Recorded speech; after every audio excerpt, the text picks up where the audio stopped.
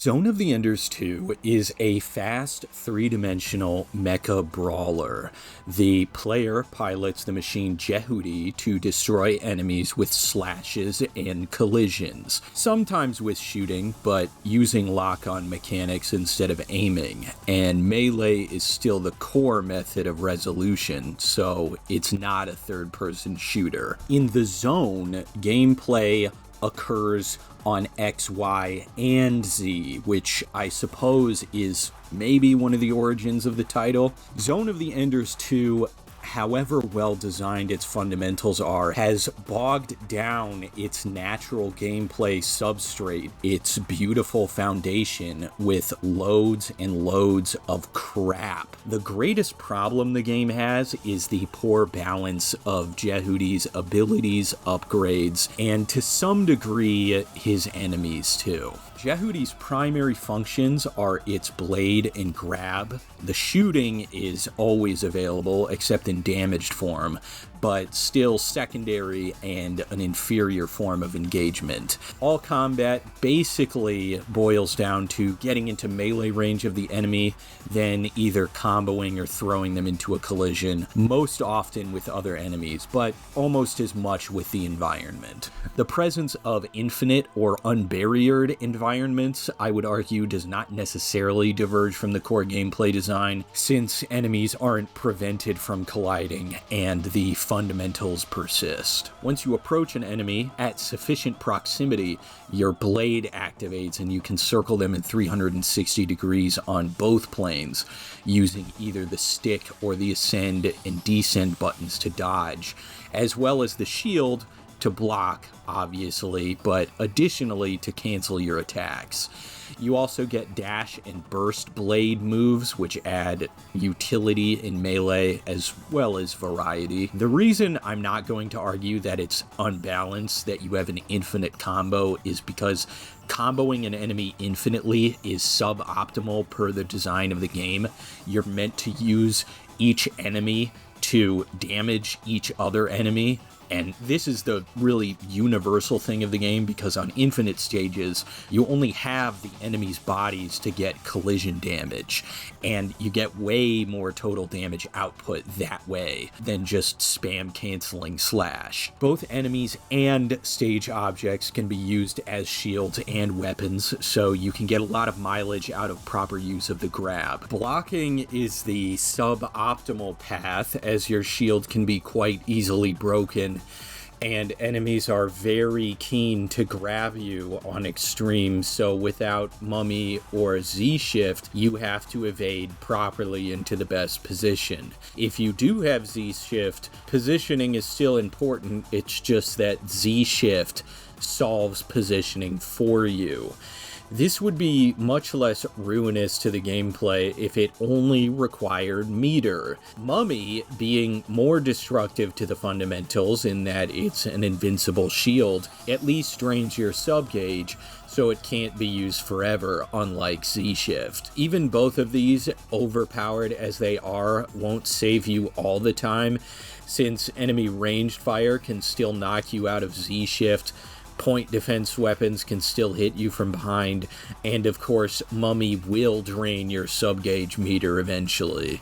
The speed of combat is proportionate to difficulty due to enemy behavior becoming faster and more frenzied, and the degree of speed that the player can achieve while the gameplay remains comprehensible is quite impressive. At a certain point, it feels like you're flying totally by wire. In small spaces, the camera will move too jarringly for you to comprehend the events transpiring, and in these situations, if you at least know your buttons and understand your current general position, you can still prevail. So even under the highest situational scrutiny, the design still holds up, which I would say is a mark of high merit. The core design is not flawless, however. A major issue is that the shooting, unlike the melee combat, is very, very poorly designed, given its intended applications.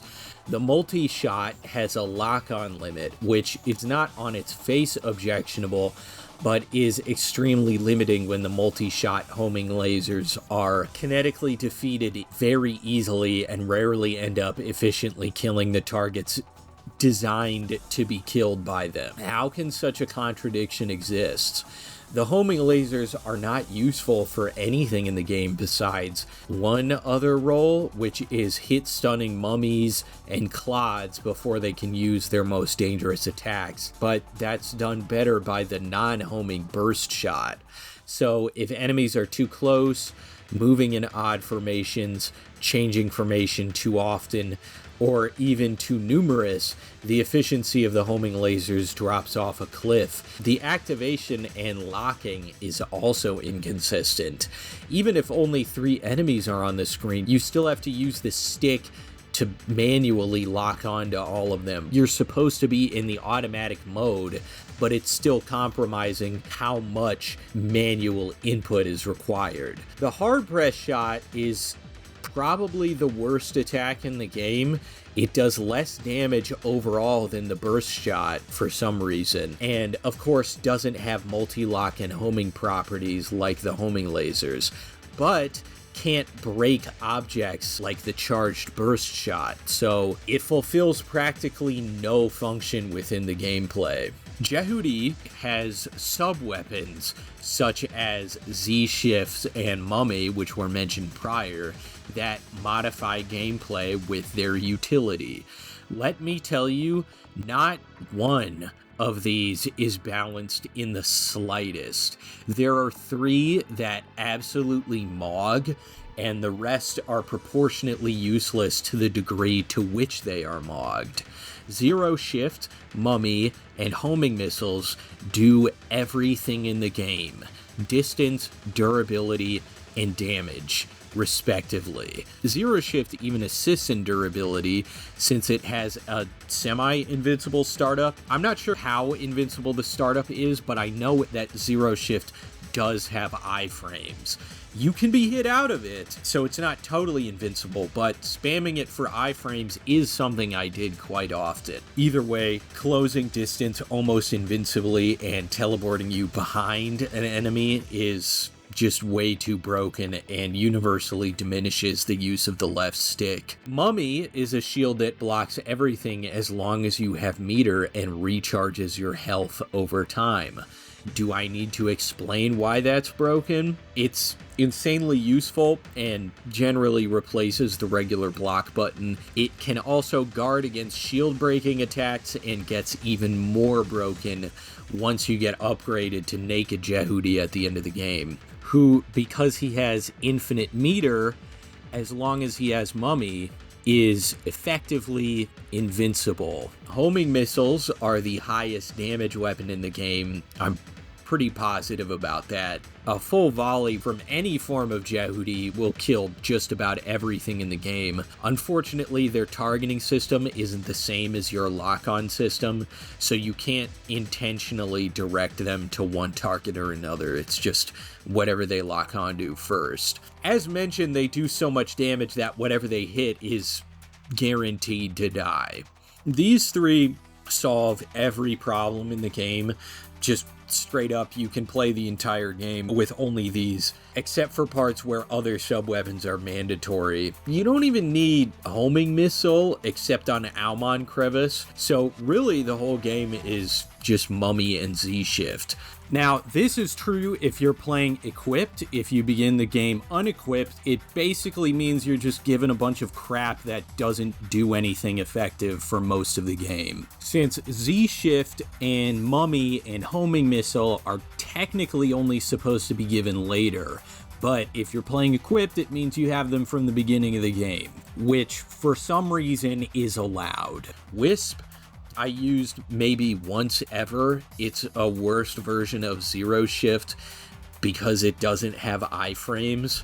Gauntlet is admittedly somewhat useful since it can cause collisions at a distance, but outside of cheesing Nephthys, it doesn't offer any superior utility to Z-Shift. Geyser does have some utility, as it's the only way to fully disable an enemy, but Zero Shift positions you in addition to giving you iframes. So the effect of disabling an enemy and going into grab is pretty much the same as what Zero Shift offers, since you go into grab right afterwards, or often you do. Phalanx, I tried using. Hypothetically, it should be more useful than your default homing lasers because it's a sub-weapon, but it's even less useful than your non-homing hard shot, so it's trash. Decoy and Halberd have a little use on Zakat, but otherwise never really show their utility. I don't know what Comet does. I wrote down in my notes that I don't know what it does. Even on adding more notes later, I still don't know what Comet does. I know what F-Mine does because of the name, but never use that one either.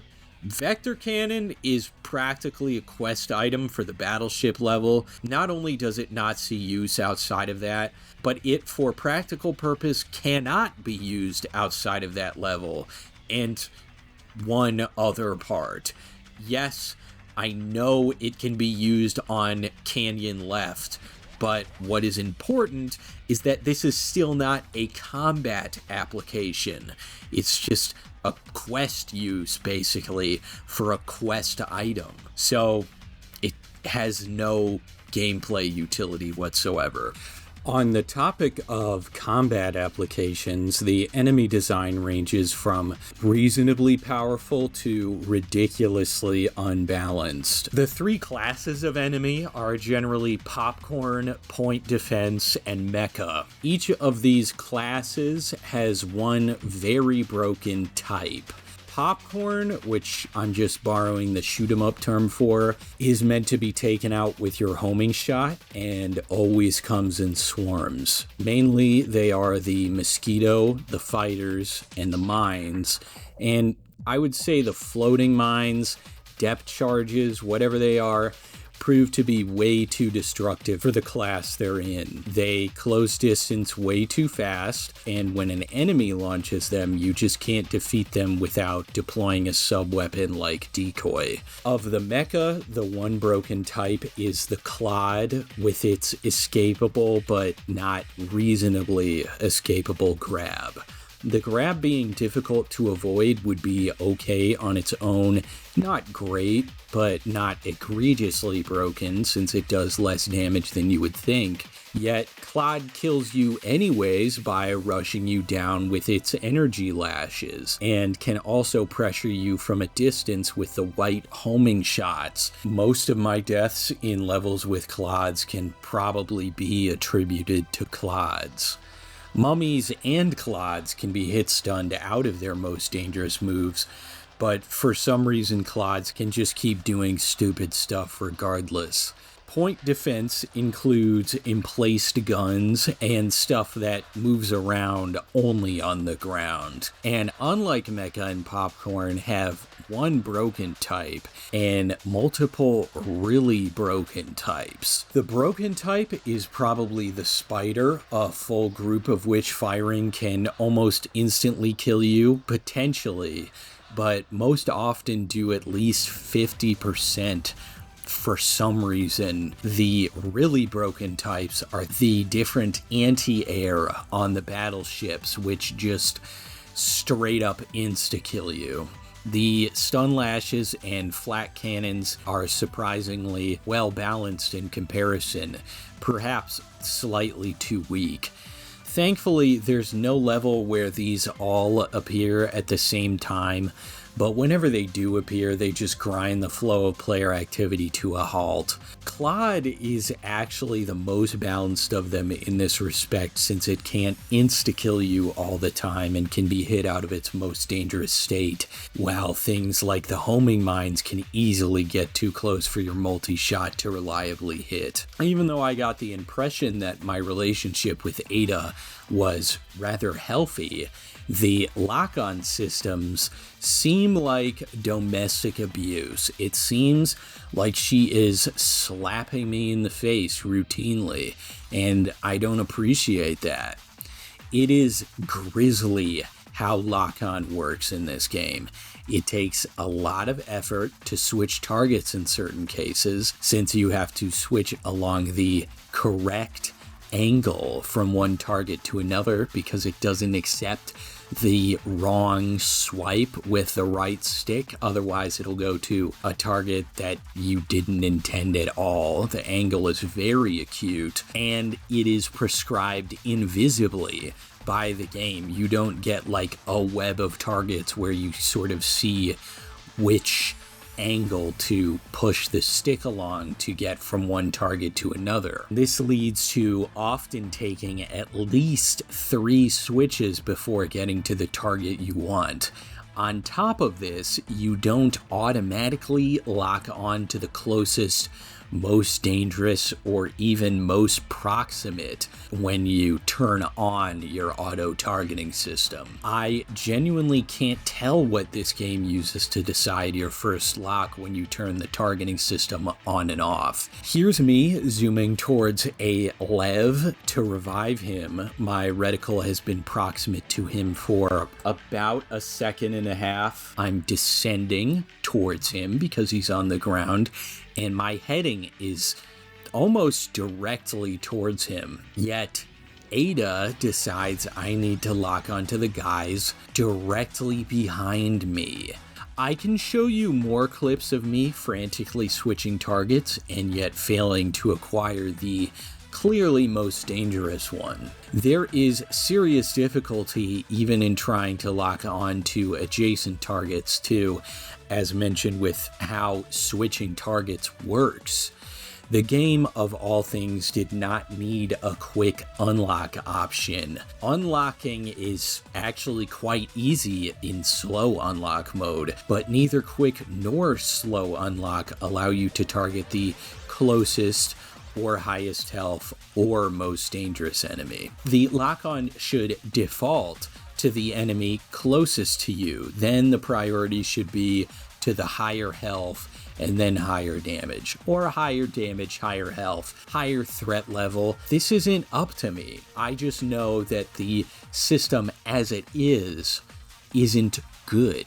It doesn't have merit. If any specific lock-on option existed, it needed to be a button to lock on to the closest enemy. And given the amount of missions where you're responsible for an ally, a switch, maybe with clicking the right stick to swap between friendly and hostile lock. Lock-on becomes a massive annoyance on Almond Crevice due to target density, but otherwise it is thankfully only an intermittent issue. It only comes up in very specific situations, but it is a problem with the system itself not being able to accommodate those situations rather than the situations themselves being a level design problem. The game has this awful progression system where Jehudi stays in base form for most of the game and gradually, quote, levels up, unquote, with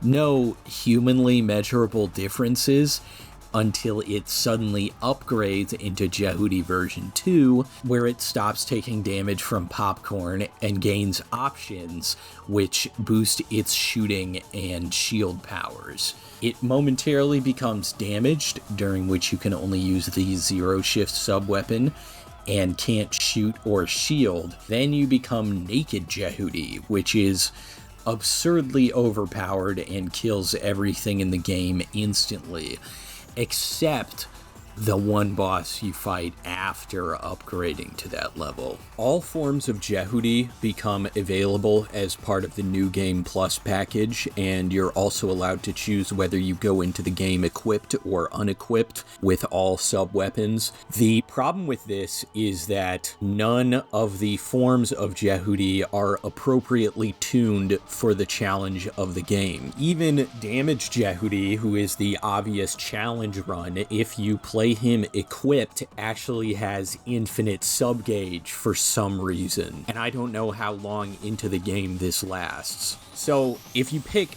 Damage Jehudi equipped, he's just as busted, arguably, as Naked Jehudi.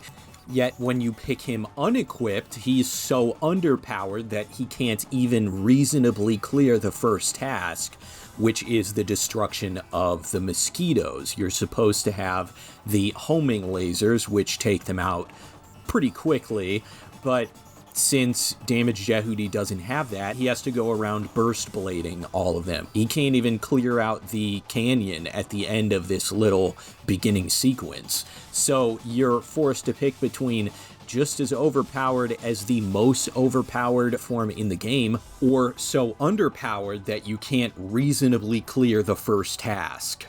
The progression system and the New Game Plus options are just a total irrational mess, and are very injurious to the game, and furthermore unavoidable. Just as unavoidable, but perhaps not as injurious, is the scoring. Recall how I said Jehudi just becomes broken no matter which Jehudi version you choose? Now, understand that every form of Jehudi, because of the fact that you play as every single form in the game, is treated equally by the scoring system, despite the fact that Damaged Jehudi can't even use its shot, while Naked Jehudi one-shots almost everything in the game and has infinite power to do so. According to the designers, apparently, someone who beats the game with equipped Naked Jehudi, spamming the insta-kill homing missile the entire game, is just as legitimate an S-ranker as the guy in the trenches, so to speak, using unequipped Damaged Jehudi. Yes, we can say these are divided by the fact that the run is labeled with the form of Jehudi used, but the S and SS ranks are given nonetheless. This remains an issue even if the saves are labeled, because the scorecards themselves aren't. Even if this quality of the object lacks merit, this is a good time to say that it isn't extremely damaging because it's not an obstacle to the meritorious parts of the work. One way to judge how bad, how injurious something is to a work is to analyze whether it is an obstruction or whether it is extraneous. Z-shift is an obstacle. It obstructs positioning because it just solves it for you. You just zoom over to the enemy. Vector cannon is extraneous, has positively no place in the fundamental mechanics of the game. It's a quest item, but it also doesn't obstruct the fundamental mechanics of the game either. So in this way, we can understand that Z-shift is worse for the game than vector cannon. This dichotomy also applies to the enemies, because the enemies are of course part of the mechanics of the game. For instance, popcorn is arguably extraneous for most of the game, and becomes completely extraneous in later parts where you stop taking damage from popcorn. So those are extraneous because eventually they don't become involved in the mechanics at all. The battleship AA guns, on the other hand, obstruct the mechanics of the game because the optimal resolution is either a diminishment of the use of the base mechanics or a severe alteration of them. Before we start, the save game situation is that I downloaded a save game from the internet because I'm not going to do all the work to unlock the bonus missions. They should just be unlocked from the beginning of the game. My run was played with equipped Jehudi.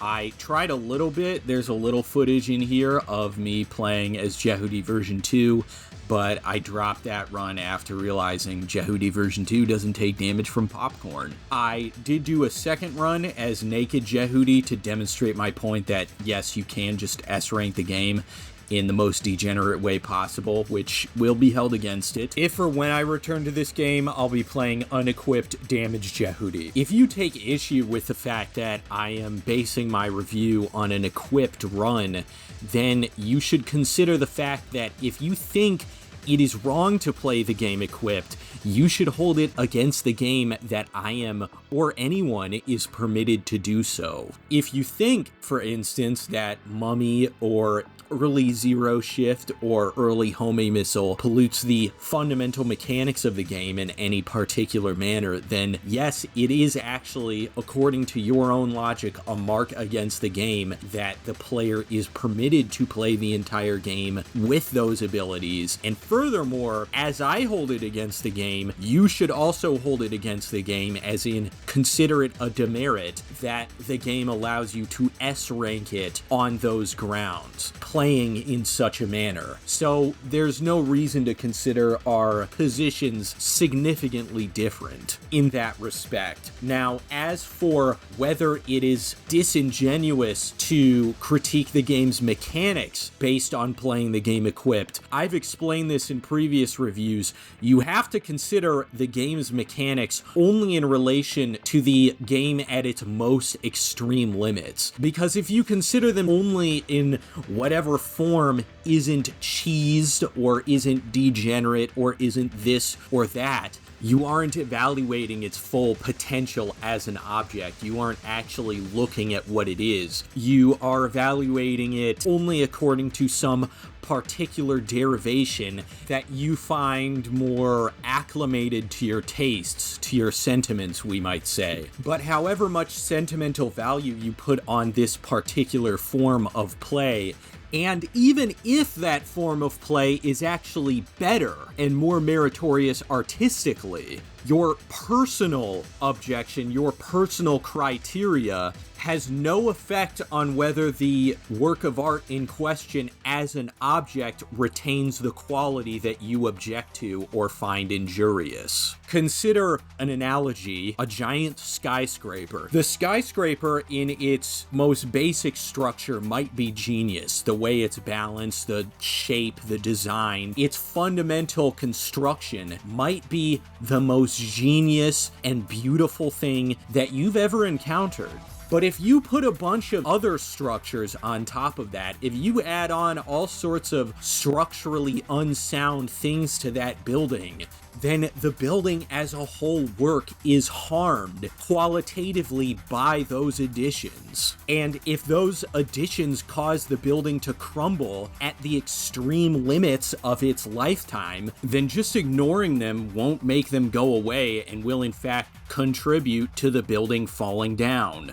One of the best ways to tell that they're bad is by analyzing what will happen to the building at the extreme limit. So even if I agree, Zero Shift is bad for the game, Homing Missile is horribly unbalanced, Mummy is bad for the game and also unbalanced. All three of these things are unbalanced and all the other sub-weapons suck. I, as an appraiser of this object, this work of art and its qualities, have to know just how damaging they are to the game. If I don't, then I haven't even reviewed the game, have I? And if I don't do that, then in the same way that building is gonna come down eventually and harm a ton of people, I haven't really fulfilled my function as an appraiser of this work. You need to divorce your sentiments from appraisal. If you say, well, it's not fun to play this way, well, maybe it isn't, maybe it is. It doesn't matter because we're not evaluating how fun the game is, we're evaluating how good the game is. Because if everyone just rates things based on how they personally react to it, then we actually have no idea what any qualities of the object are. If you gave a very pricey diamond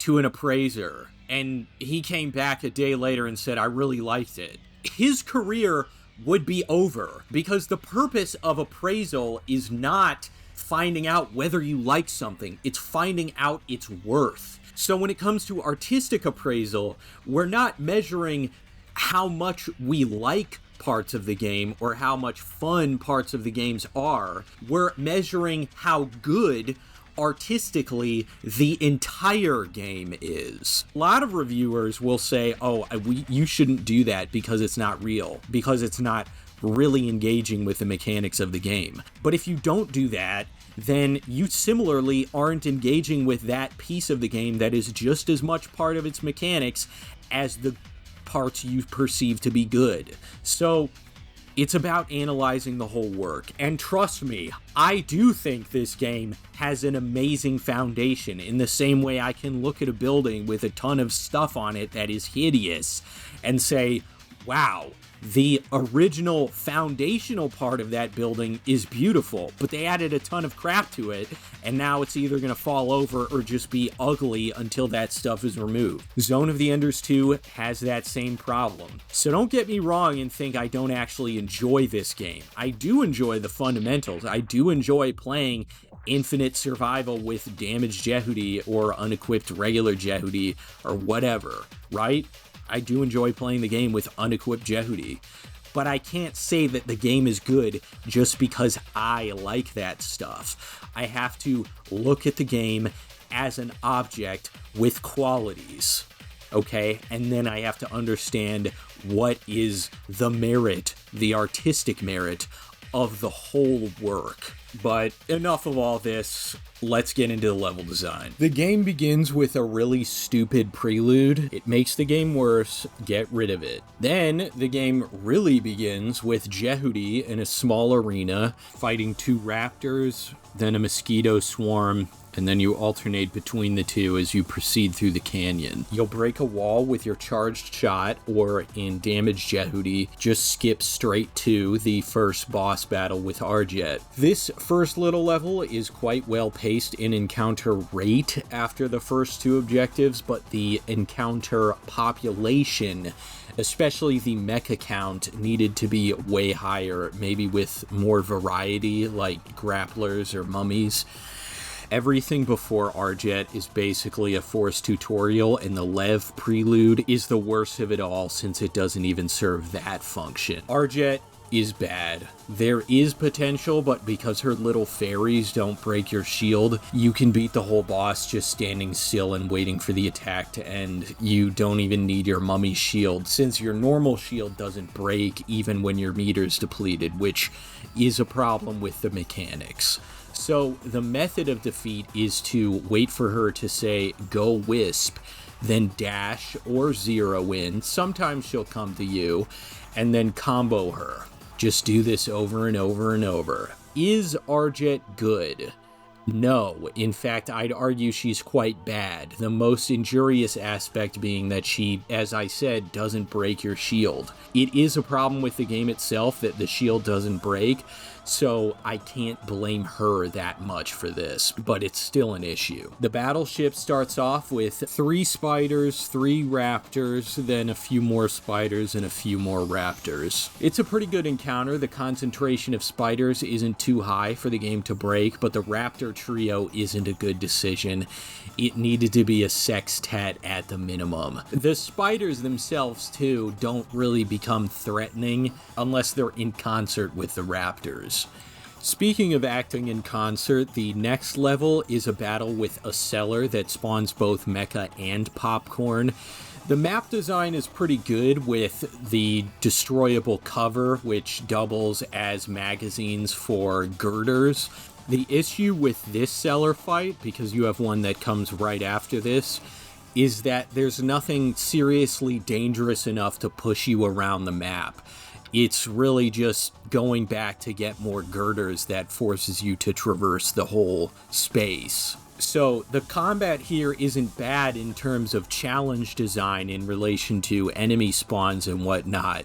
It's just that the whole level isn't being used by said challenge design. The second cellar battle with the mummies is much better since you get indestructible cover right over the cellar in addition to the destroyable cover downstairs.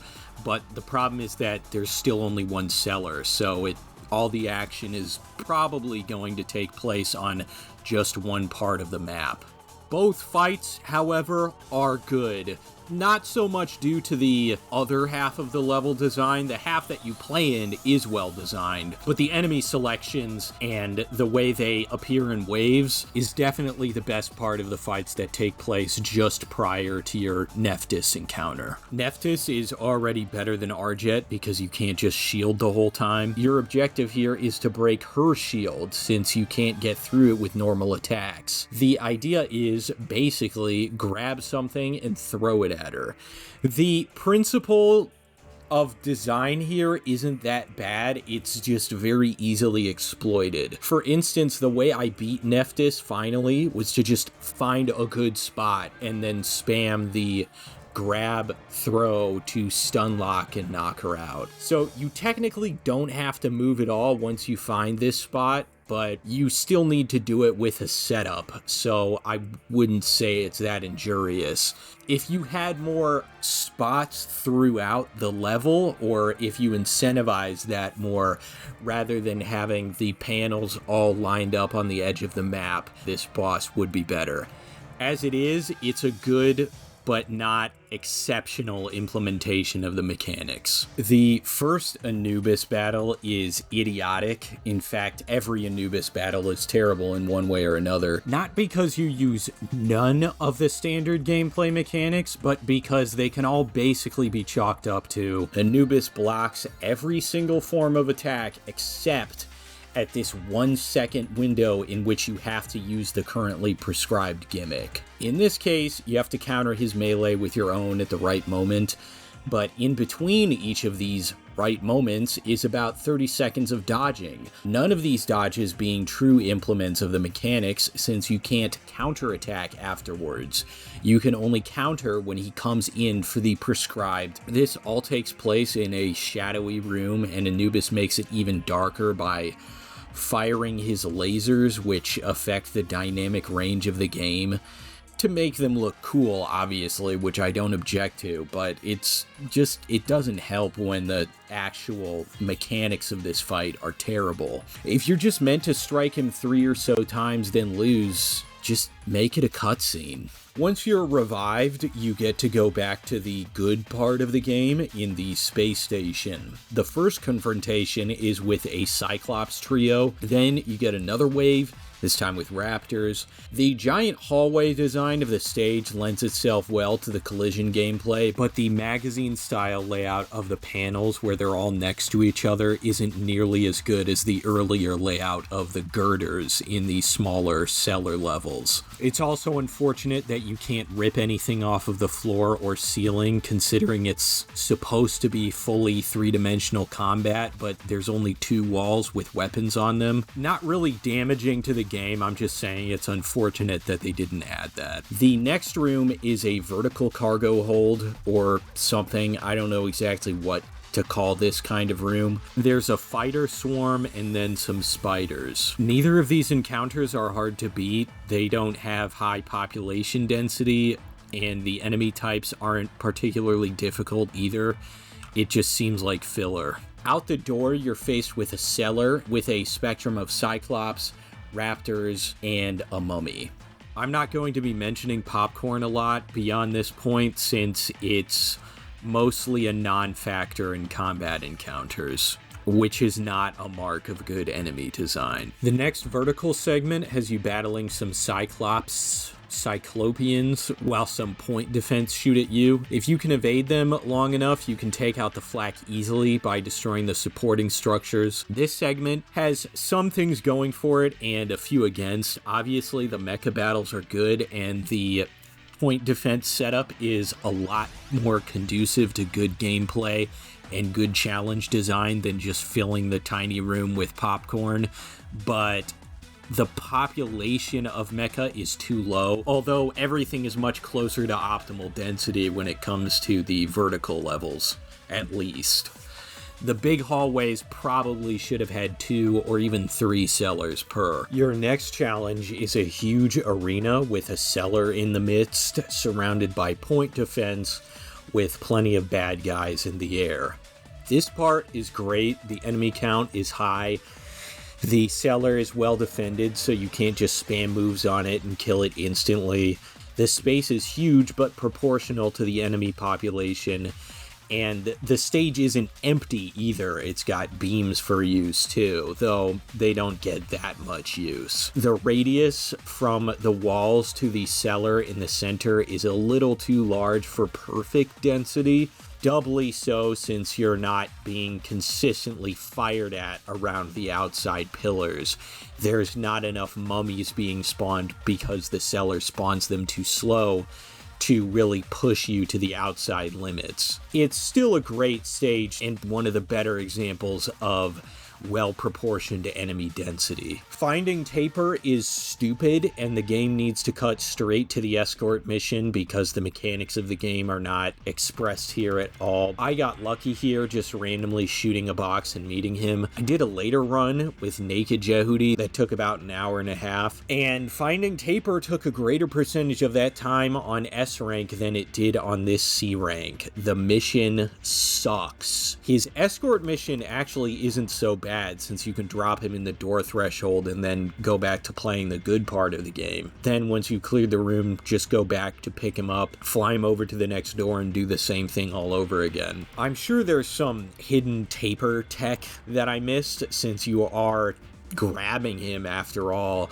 You can even use him as a bludgeon or throw him around, I think, but I never bothered since the basic gameplay suffices. There's no need to use Taper. He does have a ton of health though, so it might work. The escort mission itself is surprisingly not so bad. The escort mission that allows you to control your objective, escort them rather than accompany an independent agent, is a much better way to preserve the use of the mechanics of the game than basically creating some sort of gimmick or mini game. Once you send Taper downstairs to Mars, you've got another 2 waves to deal with, and this time you're dealing with commanders too. Commanders, even if they are good conceptually, are too easily singled out and destroyed, especially with zero shift, and yet have no special defense mechanism to prevent that. They also don't buff the AI of their subordinates, so they don't congregate around the commander and protect him. You can just easily kill him, and even though they're more aggressive, they're not any more intelligent. They're still a good addition. On Mars, you've got a battle with a Narita squadron. These guys are basically slightly more aggressive raptors, but I think a little more fragile. Their health pool might be lower, I'm not sure. You can't see their stats in the model viewer, so I'll never know. Either way, a good enemy type. Their Dash Blade adds a little bit more necessity to movement in sort of mid-range pre-melee engagements. After those encounters, a full squad of raptors with 2 mummies, which should honestly be the normal squadron size for mecha encounters. Although, even the way this type of squadron operates, they're not pushing you around the map that much. The Narita type, of which there is another final wave, is a little better in this respect, since they and their attacks move around more. The Vic Viper boss fight is way too long. Not because his health is too large, but because his attack patterns take forever. Even if the patterns are dangerous, they're all very linear because his options trail behind him single file, and they also take a really long time to complete because he does so many in a row. Plus, given the shoot 'em up inspiration, where are the shape patterns? Shouldn't we have some intersecting lines of fire or non-homing patterns that I need to macro dodge? Just the fact that his patterns are all basically very simple homing lines, it just seems like a huge waste of potential. The whole boss fight isn't egregiously terrible, but that is how I would sum it up. The doing damage to him and dodging his patterns isn't bad, but the patterns themselves are just too long. Why does it take like a full minute to dodge a pattern after you do damage to him? It should be like 5 seconds back and forth, and that way you'd actually have to keep on your toes. Once you make peace with Leo, you find some more Naritas and go into the canyon. Nothing different to say here that I didn't already say about the previous Narita waves. Pretty good overall, just a little low density. The valley has 2 possible approaches, the second of which I did not figure out until my cheese run with Naked Jehudi. Genuinely can't believe you need to use the vector cannon here, since this is like the only other time you use it, and it was shown to you in the beginning of the game that if there's an obstruction or like a wall or something, you use your burst shot to blow it up, not the vector cannon. So I don't understand this. Where it goes to is this special underground section and then Anubis Phobos. Don't get me wrong, secret bosses are swag, but the mode of access here requires you to be playing equipped. You can't play the cool level extension unless you're starting the game with the broken stuff that isn't balanced for New Game Plus. Is the bonus level itself good? Although, given the stages, enemy concentrations, and types, I'd say potentially yes. But the problem is that you aren't forced to play those on even footing, so I can't really be sure. You have to fight final Anubis at the end, and as I said with all Anubis fights, he really sucks. So maybe not that great overall. As for the rest of the valley, both sides are excellent. The walls are close, so you're always using, or at least considering, collisions. The spawn counts are high density. And the way the mummy lasers become super dangerous in tighter environments like this, without cover, really ties all the encounters together. Another aspect which applies to both sides, and the whole game too, is the sparse checkpoints or save points, which puts more emphasis on consistent performance. It makes your gameplay more valuable. The left side is slightly easier than the right, since the right path has a lot more point defense, such as the stun lashes. Passing through the cave here, you have to be more careful since obviously the ceiling's very low, which means they can reach you no matter where you are inside. One thing I have to say is that the commander sections at the end of each side, the mummy commanders, are way tougher than the Cyclops or Raptor commanders, since they make their subordinates fire their yellow lasers immediately upon seeing you. Not many other types besides Claude have such a dangerous attack. The wind-up time mummies take for their lasers is shortened by commanders, and that small period of time allows you to tap them with your laser to turn it off. So commanders taking that away makes them a little too busted. Not beyond reason, however. As for the commanders not doing that much, for the mummies they actually do a lot. Nephthys' second battle is extremely flawed.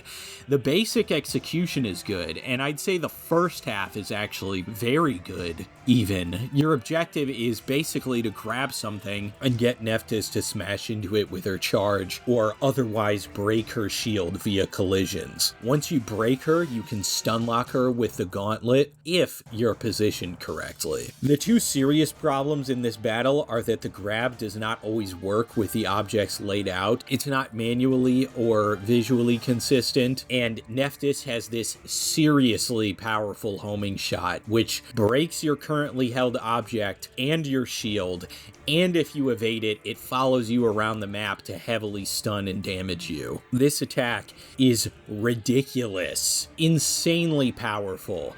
It will keep following you until she fires with it again, and it does 50% on hit. Either have it home a lot and stun really hard, but maybe not damage so much, or do a ton of damage, but be more easily evadable. Although, that's not up to me. Maybe it can do a ton of damage, but my point is that it's not properly balanced.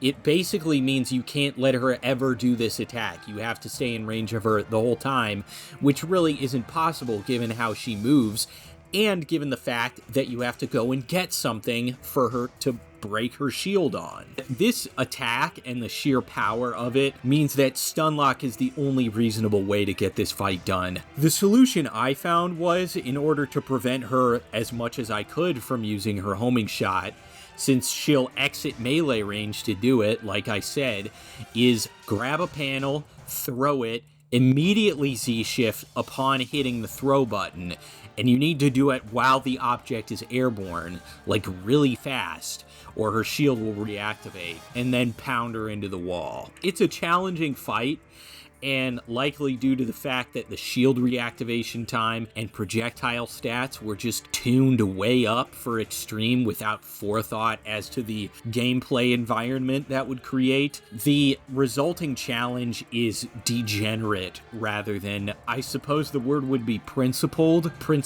beauty, geometric. I'm not sure. I need to find an antonym for degenerate in relation to gameplay. The next phase has you drop into the underground city and fight her in a walled arena.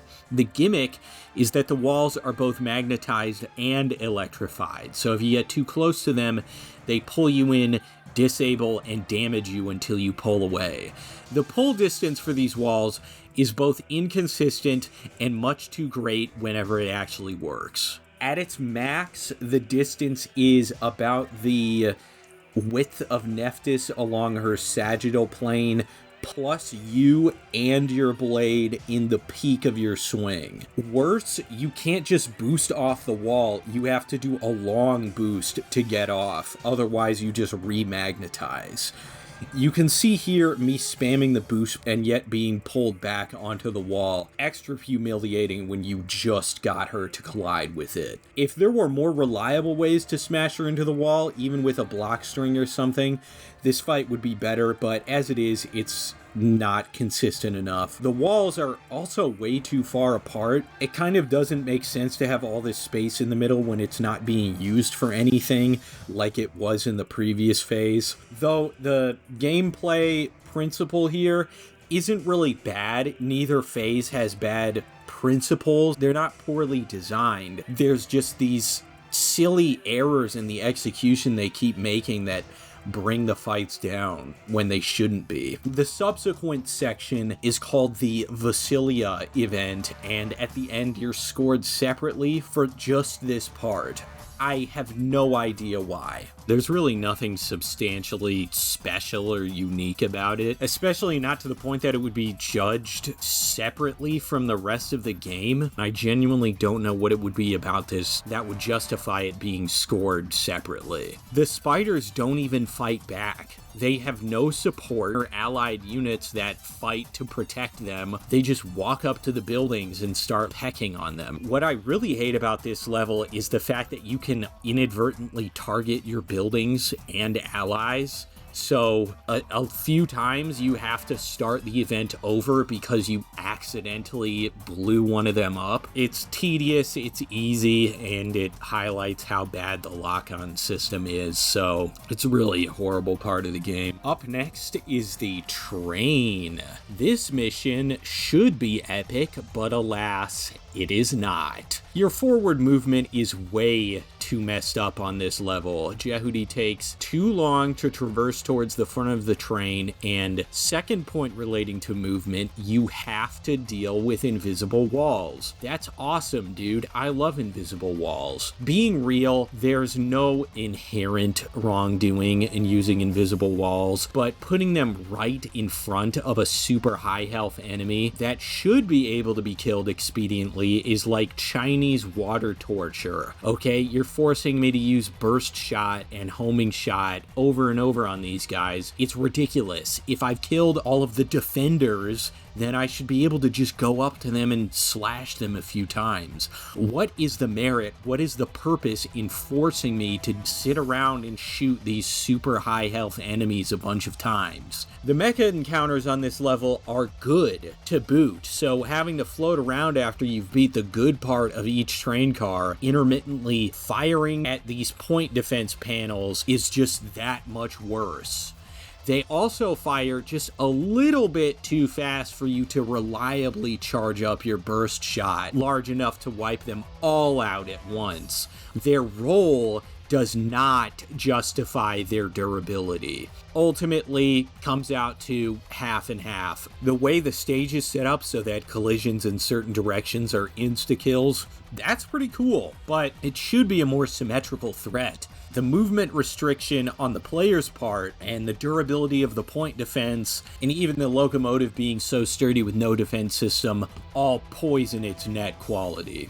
There's a transition map, which is stupid and should be removed, and then you fight Nephthys a third time. This level is insane. It is fast, and it is really difficult. You have to use a Clod as a shield, so Nephthys crashes into you and breaks her shield. But getting close to Clod, of course, means he can grab you. Even worse, the level starts out with a Clod in the midst of grabbing you. You have to immediately fire your burst shot, or take up to 50% or even more damage at the very beginning of the level. Now, after a few quadrillion attempts to beat this through pure grit, I found a run in which a guy used Geyser on a Claude before grabbing them. That helped quite a lot. It would probably be a better boss if she attacked more often, as you're spending more time disabling Claudes than actually fighting her. And as with previous Nephthys encounters, the method of defeat isn't very complex, just break and then stun loop her. So I have to say that she is pretty good. The third fight I would say would be probably her best and one of the better in the game if she just attacked more, because it doesn't even feel like you're fighting her that much. You're more often fighting the Claudes, so you can disable them and wait for her to come around. Viola AI is almost not a boss fight. It's like the inversion of a boss fight. It's a boss friendship where you have to grab but not hurt your target. You dodge her large attack, shield her drone attack, and then counter her melee attacks. After you've countered her blade, she falls away from you, then you grab her, and she loses a little bit of AI meter. The whole battle is just degenerate tedium. Nothing is particularly hard to dodge or counter, so there's no merit in doing any of it. Especially not the wisps again. You're just doing Simon Says.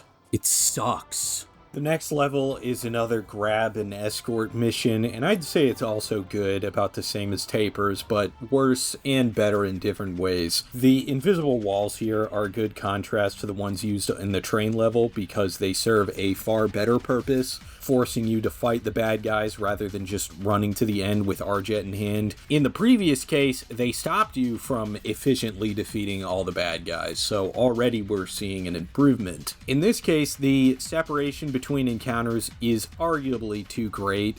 You can just leave Arjet on a panel, ascend while drawing aggression from all of them, then defeat them with zero threat to your target. The enemy selection and population is good, but it's a little too low density. The encounters aren't spaced out properly due to the invisible wall, though this is just a timing issue for the most part and doesn't hurt the level that much. The minefield is stupid. This shouldn't be in the game. Not only is there no merit in pausing every now and then, listening to voice directions, and especially not in the tedium of how long this takes. The arena fights are okay. There's not much to say about the stage since it's just a crater with walls, but at least they're here. There isn't even a boss or anything at the end to tie it all up. You just float around, fight some mecha intermittently, and then leave. This level sucks and the mine evasion parts need to go. You can keep the mecha fights, that's like the least objectionable part about this level.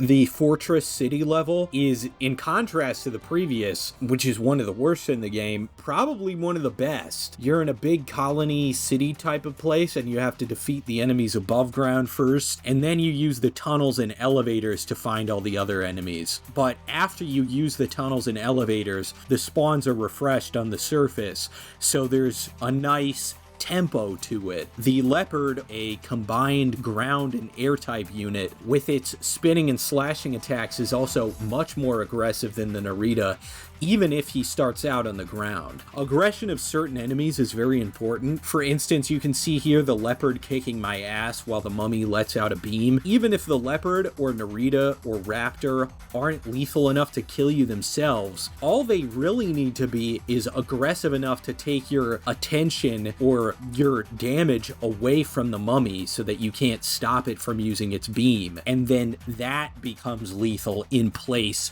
of the enemy that's currently attacking you. You get a nice mosaic of gameplay that the Leopard certainly contributes to. The other cool part about this is that the cellars are physically protected by the level. It's not the biggest difference because the buildings are pretty flimsy, but the fact that they are obstructed in some way means that they get to spawn a lot more enemies. Underground, the closer walls, as I said, change the dynamic and make for faster encounters. But my one issue with going underground and going back above ground is that the elevators are way too slow, and sometimes the enemy types you have to fight aren't dangerous enough in the concentration they're given. So sometimes it's just popcorn, which sucks. Great level overall. The descent underground is probably the best level in the game. game. The best part about it is the fluctuating environment, which, when the hexagonal pistons are fully retracted, is actually fairly large. So whenever one group of pylons has shifted closed, you're still given plenty of space on at least one plane, and then which planes you're given space on continues to fluctuate as you play. You can also use them as a way to partition off enemies, which works really well in the rooms where all three are moving in unison. The designers knew this, obviously, so they put a cellar in here, ensuring there'd always be a new wave if you kept retreating. The hexagonal pylons are just such a simple, genius idea for level design because they regulate movement, tempo, density, and they add cover because they're not destroyable. In terms of changing the space of the level,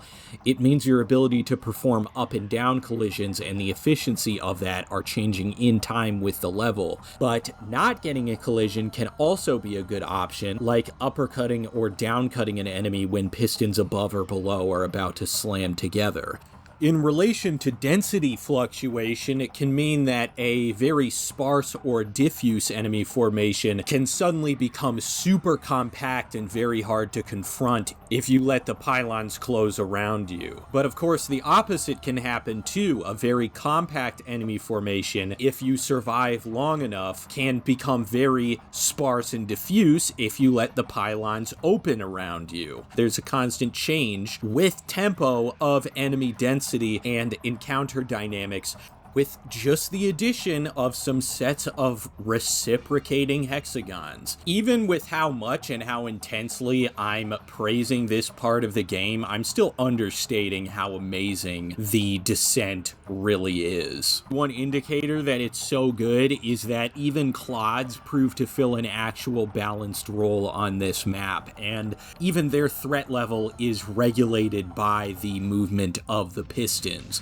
The only complaint I have is very minor. There's not a huge diversity in mecha spawns here. This level is so good, I would have accepted it and quite enjoyed it, honestly, if the entire game were just this level. If you just went straight down through these pistons for like 30 minutes. What I'm more pissed about is that this isn't in any of the survival missions. None of the survival missions take place in this level, which just sucks, because you only get it this one time. That's the worst part about it, is that there's not enough of it. As for the boss of this part of the game, Inherit, he's rather easy. It's refreshing to fight a boss who isn't hiding behind some invincible shield, waiting for you to fulfill some kind of special condition before damaging him, but Inherit goes the opposite direction by just being a pushover. You can quite readily just hound him and kill him in his first phase. If you use Zero Shift, you don't have to deal with any of the evasive maneuvers he takes either. The entire boss fight should have just been the second phase, where he cuts to black and you have to fight him in total darkness.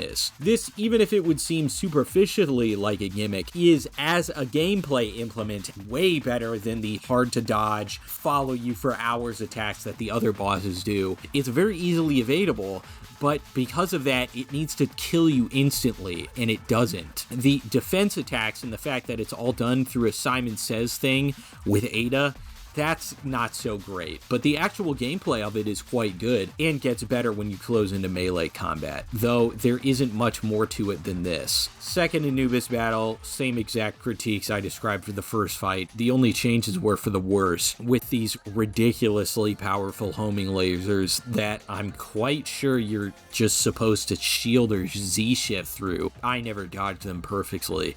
The Anubis stuff just always sucks. The battleship level is absurdly bad. I've mentioned it multiple times, but the AA guns on each ship are ridiculously powerful and will end your game instantly if you get too close. The main gun, the huge laser beam killing you instantly, is actually the least dangerous part of each ship. And that's fine, but the little guns that you're supposed to kill with your homing laser, why? they should be popcorn at best. In fact, that's basically the only place they occupy, if not for their gigantic health pools. Eventually, after enough times getting one-shotted and having my attempt ruined by these annoying things, I opted to go underneath the ship and spam the hull until the panels broke, since when they break, the defense weapons all go at once. This isn't made any more fun by the fact that there are always 2 AA guns underneath the ship as well. Did I mention that for each point defense weapon destroyed, the game spawns in 2 raptors? Yeah, real fun how the game makes itself as tedious and obnoxious as possible to resolve in this specific section, and then never again does something like this. Every little thing you do in this level activates a double raptor spawn. Even charging up the vector cannon activates it. The battleships are way too far apart. The level is just terrible in every way. For how terrible it is, all the horrible parts of it could easily have been fixed. The obnoxious spawns, the AA guns having way too much health and doing way too much damage, and the fact that the battleships are all so far apart that it gets boring traversing between them. These could have been easily rectified despite what huge problems they are. So, it's a real shame. Zakat is the second boss with a shoot-'em-up inspired design, and like Vic Viper, he also misses the mark, though for a different reason. Vic Viper takes too long with rudimentary patterns. Zakat does too little with complex patterns. The first phase has you attacking Zakat's substructure inside his armor shell, but he has no way to protect himself when he's vulnerable, so you essentially just Z-shift into the shell and start swinging. Once the crew can't tolerate that anymore, they activate their shield and start doing beam patterns, some of which are really hard to dodge normally, so your goal is to rip off or smash these reflective outer panels, after which he returns to his vulnerable state. The panels can also be used to block the beam attacks, which is a much bigger problem than everything aforementioned. If this boss is so obviously based on shoot-'em-up principles, why doesn't it adhere to them? The fact that it makes all these hard-to-dodge patterns, yet just lets you stand still holding one of its panels, to the point that none of the movement which would have been required from these patterns to dodge them is used because of this panel, then why is the panel in there? The panel's blocking its attacks is clearly destructive to the principle that the boss itself is designed on. None of it makes sense. It's self-contradictory. Phase 1 is a bust. Phase 2 is much better, but obviously more difficult. The biggest threat is these floating mines that follow you super close for a super long time, such that if you don't decoy and homing laser them, they will eventually kill you. So you're forced, either for survival's or for efficiency's sake, to use this one specific sub-weapon and route to keep your energy reserved for this one attack. Not because it's inherently difficult to do, but more likely because it's on extreme, they're overtuned, and thus they take on a certain gameplay character on extreme that is unintended. Even if Phase 2 is a little cheesy with some of Zakat's abilities and Phase 1 is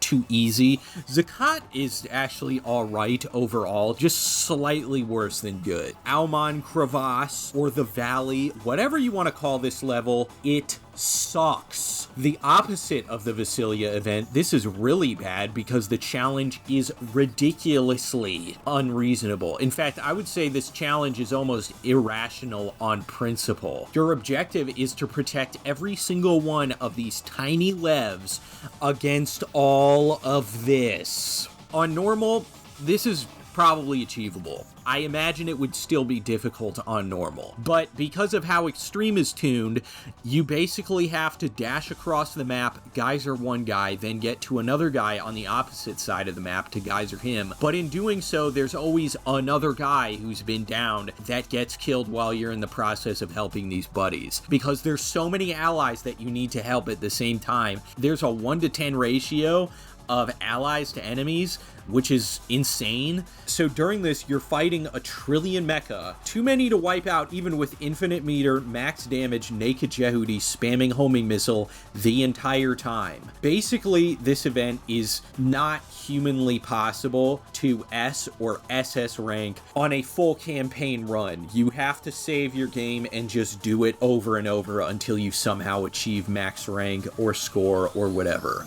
The ironic thing about all this is that the event itself is actually very survivable, given the available sub-weapons and the rate at which your meter replenishes, because the enemy is always dropping Metatron.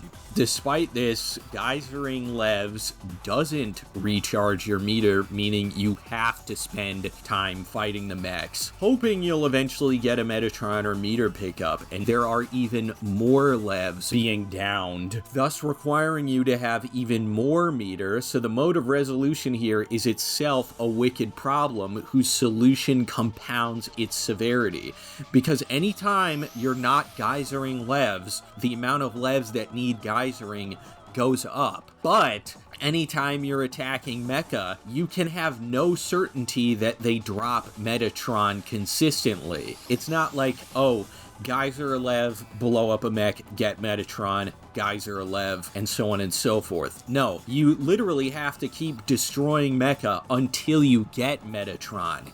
It's a random drop. Otherwise, your meter never refills. So there can be times where you're just constantly fighting mecha, waiting on these random drops. Well, I suppose it's pseudo-random, I'm not sure, of Metatron. And if you don't get it, you're just screwed. So this is what I mean when I say not reasonably solvable or humanly solvable. So yes, it is possible for you to SS rank this mission, but the solution itself is not reliable enough for you to perform at a high percentile of resolution according to human ability. You can't train and get to a standard of reproducible performance. No, you have to show 100th percentile max humanly achievable performance, and then hope that none of the other uncontrollable factors go awry. That is not good game design, because the players play.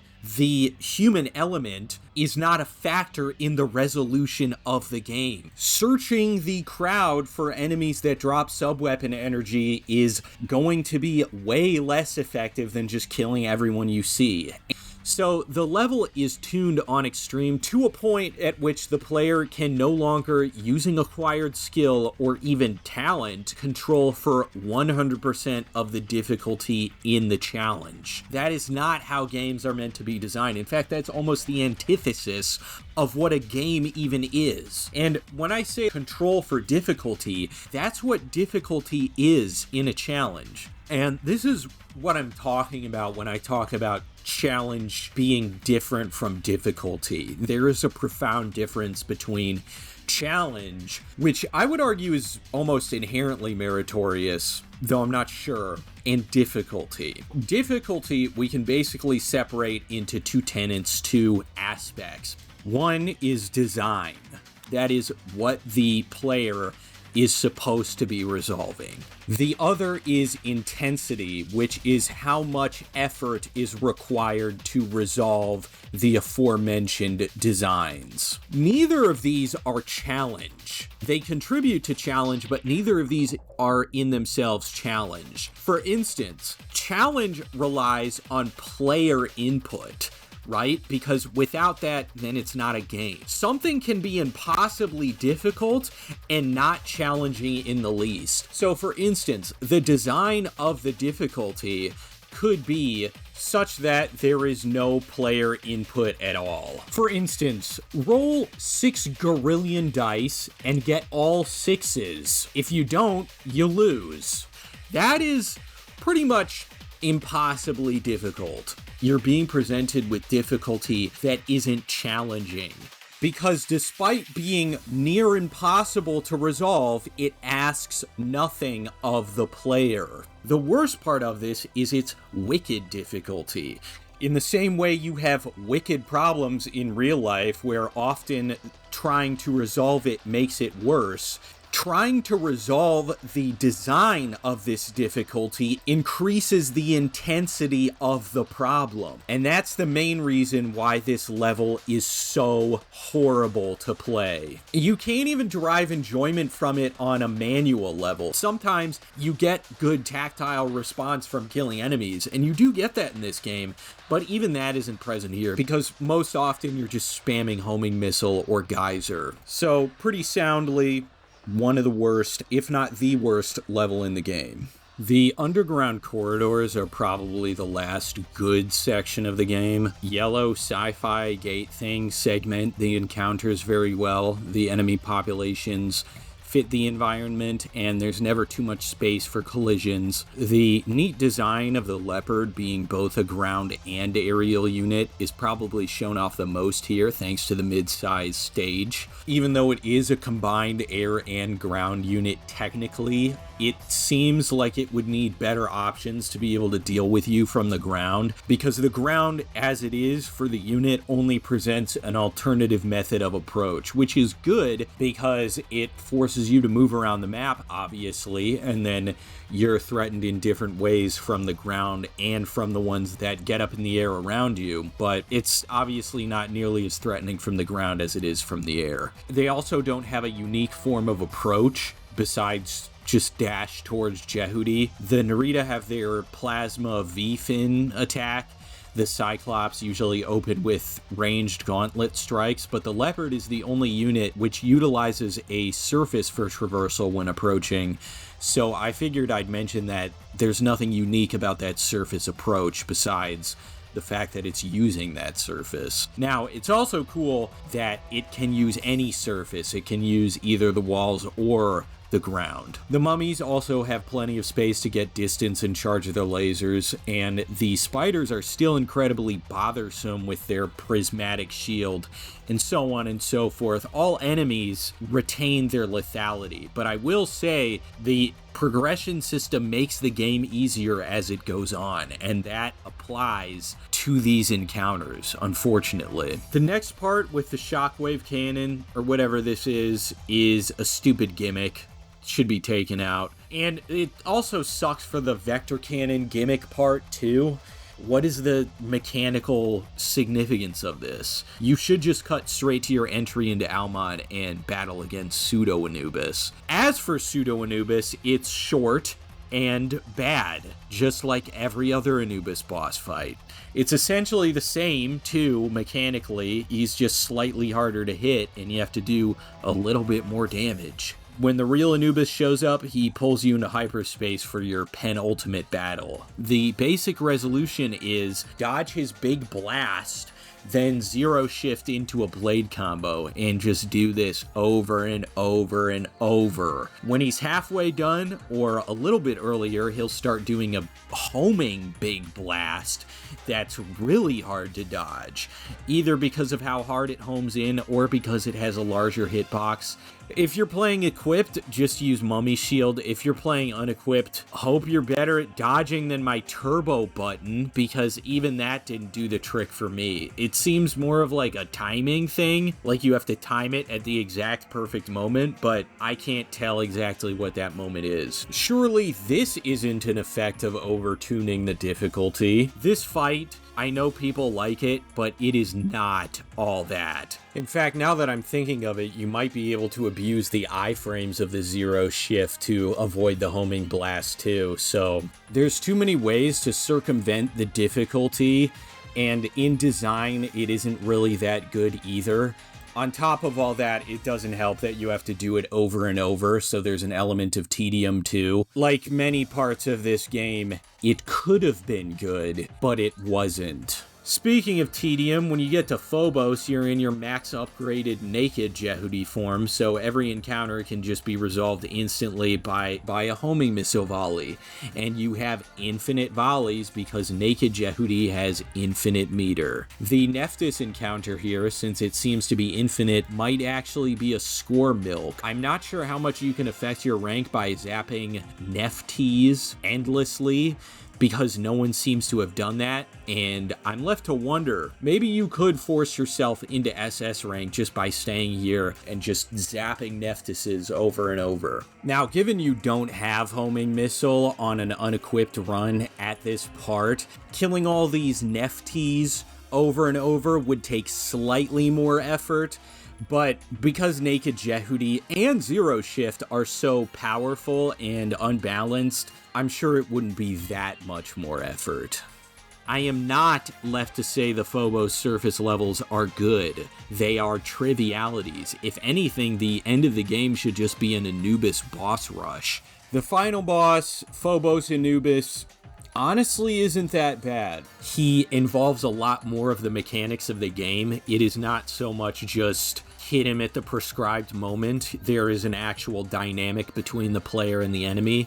Specifically with his black hole attack, I guess you would call it. It's not really an attack so much as it is him recharging and attacking you at the same time, but you can interrupt this with your shot. And there are other attacks of his that you can actually interrupt in this fight. So it's not just you waiting for the prescribed segment where you hit him. There is actually a use of your abilities here. You are supposed to, I believe, interrupt and control his aggression more, but it's easier if you're playing equipped to just use the mummy shield, which is a serious oversight given that even if you are equipped, you should have your stuff taken away in this fight, because the mummy shield with infinite energy, I said this way before, is just practical invincibility. All of his abilities that you're supposed to be interrupting and dodging around, you can just stand still and hold the sub-weapon button and you'll just absorb it. And then you can switch back to Z-Shift and attack it. Some of these moves are just absurd. Pac-Man Blast, as I'm calling it, follows you if you Z-Shift, it follows you if you dash. The amount of time in both cases that it homes in on you is at least 10 seconds. And if that's not enough, he always throws it out alongside his Omega Beam lasers, or whatever these are, meaning you're dodging at least 15 homing projectiles at the same time, which is an insane task to just put on the player. The real problem I have with this attack is that if it's just meant to kill you, if you don't cancel it with a charged attack or whatever, it should just kill you. He should just snipe you with a beam and delete you instantly right there. There's no need for the pageantry. There is something good underneath this all that is just destroyed by the sub-weapons, the progression, and difficulty overtuning. But if that's their choice, that's their choice. It's still injurious to the game. Even if Phobos Anubis does have attacks this broken, the fact that there is a dynamic between the player and the enemy, between the player and the game, there is real gameplay going on, makes him better than every other form of Anubis. I finished at 9 hours, 9 minutes, 10 seconds with 1,371,899 score for a C rank. Pretty garbo, even for a first run. I mentioned my Naked Jehudi run. Here's that one, S rank. But what's the point of it, right? For the level ranking, I will assert an order of Prelude, Almon Crevice, Skies of Vasilia, Vasilian City Defense, Minefield, Callisto, Train, Bahram Spaceship, Space Station, Underground Cargo Route, Canyon, Fortress Surface, Fortress Underground. I gotta go with the underground section of Inherit's Fortress as the best level for obvious reasons. The stage and encounter design just mesh together almost perfectly. All that could be done to improve it is adding more mecha types and making it longer, because it's not enough of a good thing, and maybe some increased or tweaked spawns, maybe changing some cellar locations or adding more cellars. I genuinely can't think of many substantial additions or changes that would make it better. On the other end, the prelude is just you being forced to not play the game for up to a whole minute. Then the battleships, I already described how terrible this was to play. The challenge is not there. The crevice battle, city defense, and minefield, these are all gimmick levels that suck in different ways. But the minefield sucks the least since you still get a few good encounters.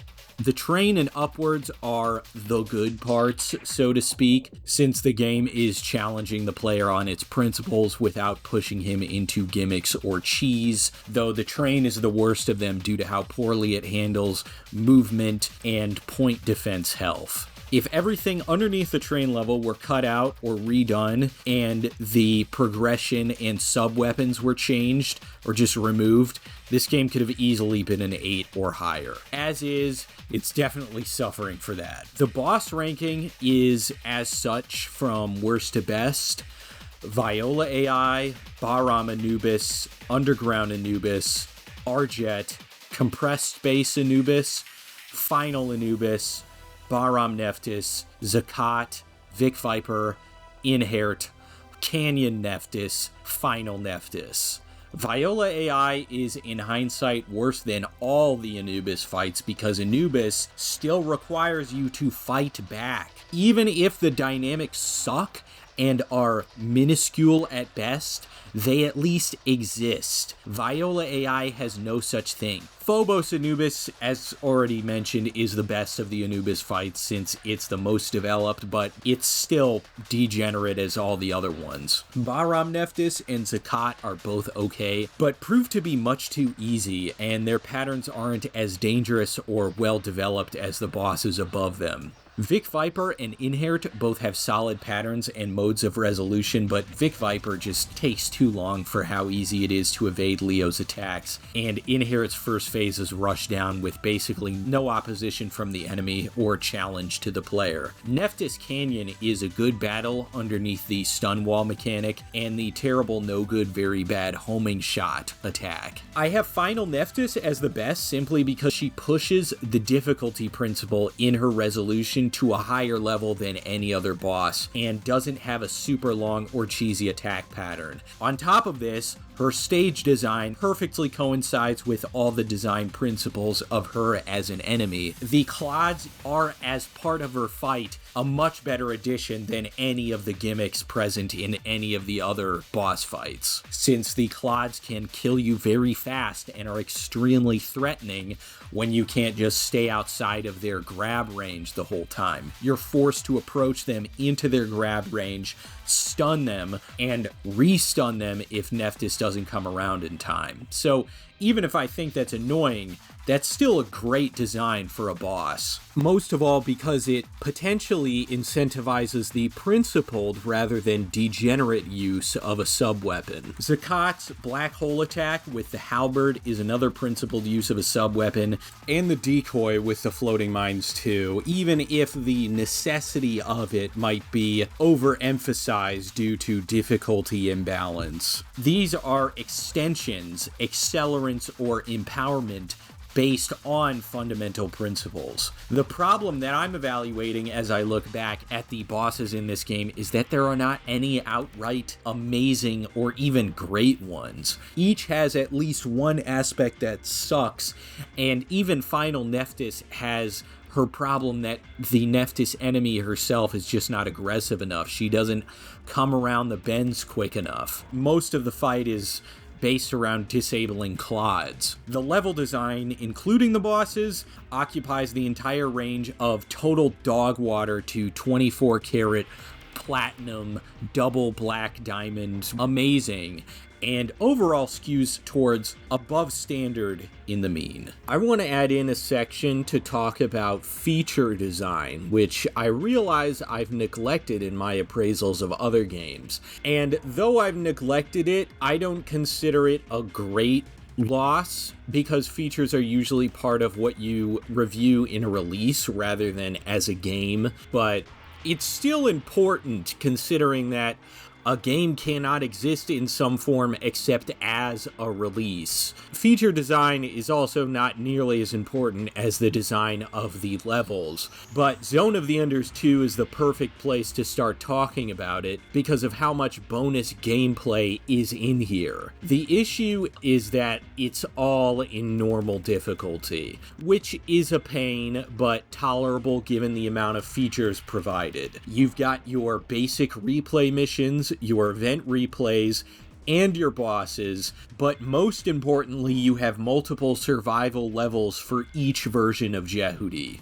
The survival missions are the best since they allow you to just keep playing the good parts of the game, getting to the actual gameplay in both walled and infinite stages, or perhaps pseudo-infinite since I think they still have invisible walls.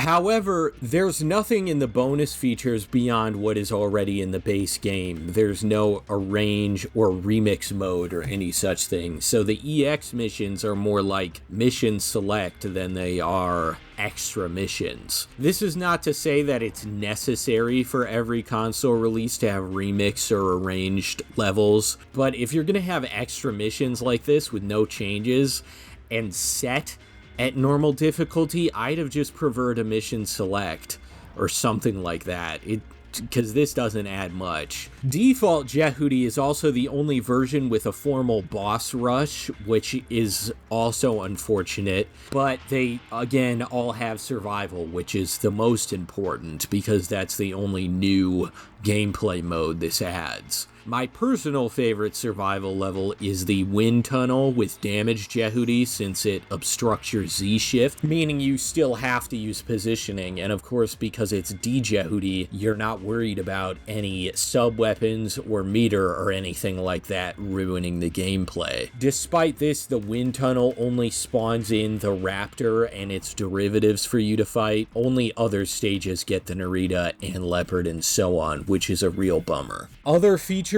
are the gallery, theater, and model viewer, which honestly are much better than I thought they would be. The images in the gallery are super high quality and cover a lot, all the way from the concept sketches to promotional work. And it's not just the Le Epic, Jehudi, and Anubis pictures either. They cover everybody in here. The theater is a really great addition if you want to rewatch or record certain cutscenes in their in-game resolution, which, as a reviewer, I am very thankful for. And I even mentioned this in other games before, so it's nice to finally see one with a theater. The gallery probably goes the furthest above and beyond the call of the bonus feature, because holy moly do they offer a lot in it. You've got all the models, no matter how large or small. I think only one is missing.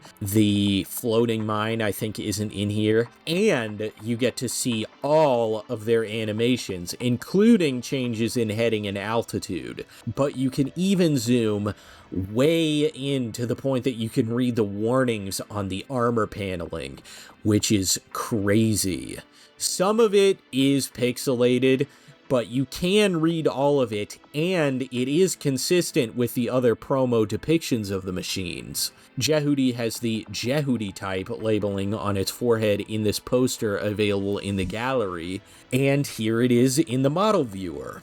Apparently, engineers in the Zone of the Enders world all unanimously decided to put power lines right under the armor segments, which is kind of interesting. I don't know if you do that in real life, but I mean, it's cool. Being for real, it is totally sick that you can read, finally, the little sci-fi info flare text that you always see in media like this. On that note, the aesthetic of Zone of the Enders 2 is awesome. They nailed something almost perfect in this game, and it's hard to find a serious flaw. In fact, it'd be harder still to find anything that isn't both completely identifiable as Zone of the Enders and in itself an incredible piece of work. The mechanics, the color palette, the stage design, even the stuff that totally sucks in the actual gameplay, like the vector cannon, are the total opposite when you look at them just aesthetically. Take a good long look at, first of all, how well designed the model is, and then second, at the iridescent effect it has. This is amazing. I'm surprised they didn't use it for every sub-weapon. I suppose the intention was to make it appear as though Jahoti is literally pulling it out from another dimension or rendering them into the world. The Egyptological theme is much deeper than I realized when I played this years ago, mostly because I never knew that the name Jehuti is actually the ancient Egyptian version of the god we know as Thoth.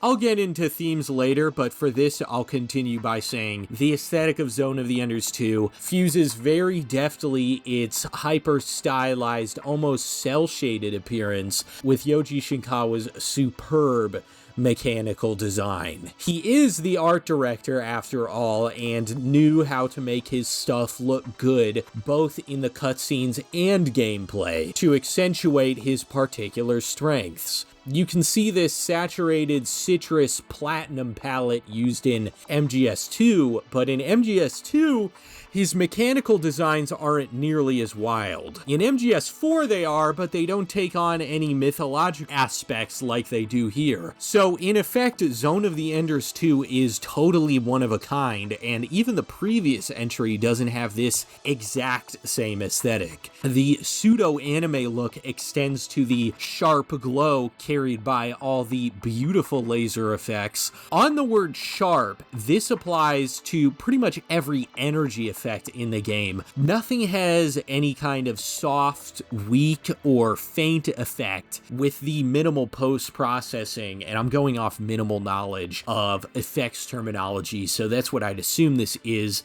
The game has a very sempiternal aesthetic snap, I'd say. It would be fruitless to argue the game doesn't at least compensate for its bad levels by making said levels look amazing. The underground urban cityscape, the battleship fleet, these are both great in the aesthetic department, just not gameplay. Even Almon Crevice has its own cool look with the array of obelisks. As for the mechanical designs, Jahoti in all its forms and Anubis are probably two of Shinkawa's best ever designs, I'd say, alongside Metal Gear Ray, the Gecko, and the Scarab. But I'm not extremely familiar with Shinkawa's portfolio, so can't be positive about that. Nonetheless, they're amazing. The other designs are hit and miss, like the spiders and the drones. They're not that great. But the best among them, I'd say, are Zakat, Inherit, and Nephthys. Where they didn't miss was the animation. Every single mech has its own unique movements, and these movements were done even though you can't tell how intricate the animations are. Many of them have their own flair, which adds to their character. Some of this just has to be here to flex, because there is no way you are going to see Arjet's hairpieces getting excited as she moves around on the PS2. Especially not on some of the TVs people were using back then. The Lev looking around anxiously, the way it moves gives the impression that it's powered by a combustion engine, in comparison to the orbital frames who are powered by Metatron. I mean, when you get into the gallery, it's really fascinating, and I spent way more time in there than I thought I would, because, I didn't know they did all that. All that's missing in terms of aesthetic evaluation and sort of museum features is the ability to look at the stages. What makes the thematic analysis of the second runner so difficult is its horrible translation. So, instead of peering into the script or the narrative scenes of the game, I must approach with a lens to the naming structures, which I have to trust are better given how much easier it would have been to perform the translations. From there, I can discern the activity of each character or object, and so on. In this way, we have to acknowledge the elephant in the room, or the jackal in this case. Is the second runner a giant analogy or metaphor? No, I would not say that, because, first of all, because I think nowhere can only be seen as an analogy or metaphor. That's just silly. Metaphor and analogy by their nature require an original generation from which the analogy or metaphor is derived. And this is why it's so detestable for people to discount or only see works as metaphors or analogies or some other such thing, is because they're forgetting the original generation of the work. This also applies to people who can only analyze narrative structure and accidents of the narrative rather than themes and the meaning of the work and the substance, even emotional substance of the work. People who only analyze narrative aren't actually interfacing with the art itself. The main reason the translation is so sad, though, is because none of the emotional content comes through. Everything's really stilted and sort of impersonal. So ironically, the best place to start with the Egyptian and Jewish mythology themes is with two characters who don't have as direct or as solid connections as namesakes. As far as I can surmise, Dingo and Nomen don't have direct analogs to deities the same way Jahoti and Anubis are named after them. I really find it much harder to discern if there even is a connection to mythology with Dingo and Nomen. I at first was going to say Dingo is Horus or Ra, but neither Ra nor Horus were opposed to Anubis. And for Numen, I had an idea that he might be Set or Apep. The chaotic antinomian evil thing is certainly applicable, but Set or Apep both were opposed to Anubis, who was a protector of Horus. So none of that makes sense. Those hypotheses are wrong. Although the tale of Horus's revival in the Delta cycle has him brought back to life at the behest of Isis by the power of Jahoti. Budge, in his book on Egyptian mythology, records one of Thoth's most interesting titles as being the pacifier of the gods, and says that very early Egyptian tradition made a great fight take place between the god of light and the god of darkness, and in later days, Ra himself, or some form of him, generally one of the Horus gods, was identified with the god of light, and Set, in one form or another, was identified with the god of darkness. Thus, the fights of Ra and Apep and Heru Behutet and Set and Horus, son of Isis and Set, are in reality only different versions of one and the same story. He continues, in all these fights, Thoth played a prominent part, for when the Eye of Ra, i.e. the sun, was doing battle with Set, this evil power managed to cast clouds over it, and it was Thoth who swept them away and brought the Eye alive, and whole and sound and without defect to its lord.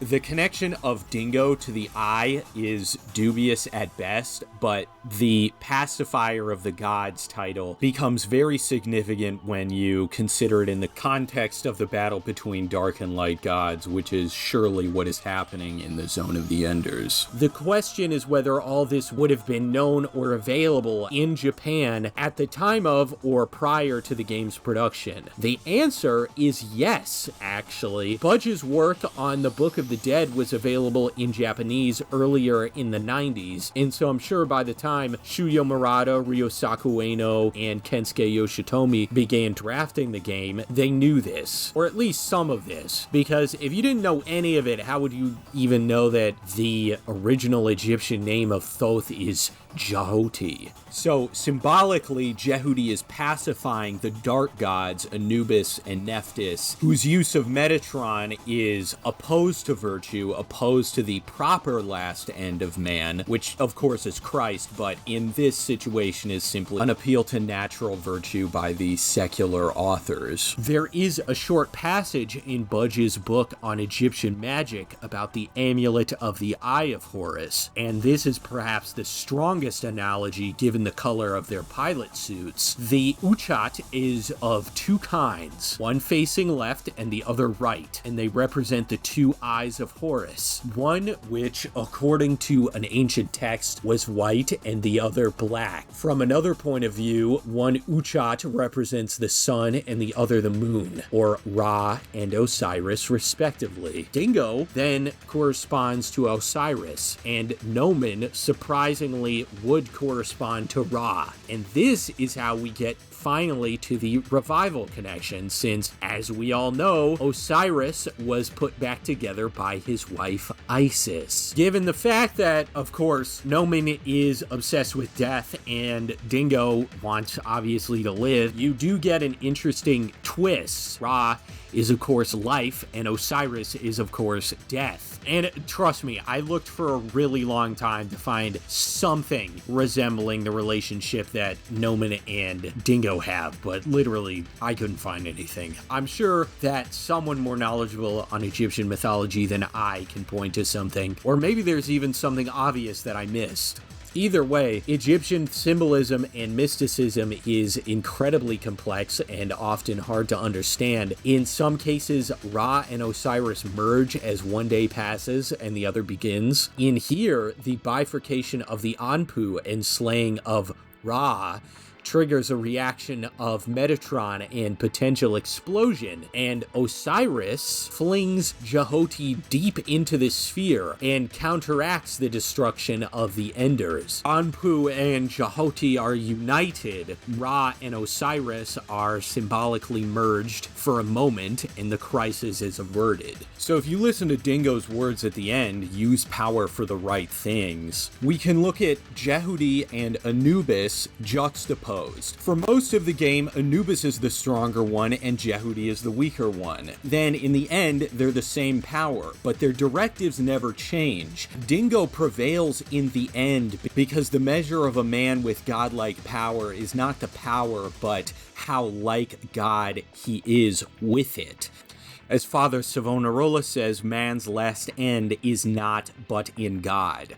So Dingo, acting virtuous, as God is the origin and author of virtue, is conforming to the function of his machine, of Metatron, and his species as man. And I'll expand on all these more in a minute after I get into Jehudi's other titles. As said prior, Jahoti is a judge and pacifier of the gods, but his greater title is as Lord of Divine Words and Scribe of the gods. Budge says that the more detailed descriptors come from after the pyramid texts and call him He who reckons in heaven, the counter of the stars, the enumerator of the earth and of what is therein, and the measurer of the earth, and the heart of Ra which cometh forth in the form of the god Thoth. Budge says Thoth was regarded as a god who was self-begotten and self-produced, that he was one, that he made the calculations concerning the establishing of the heavens and the stars and the earth, that he was the master of law, both in its physical and moral conceptions, and that he had the knowledge of divine speech. From many passages, we see also that he was the inventor and god of all arts and sciences,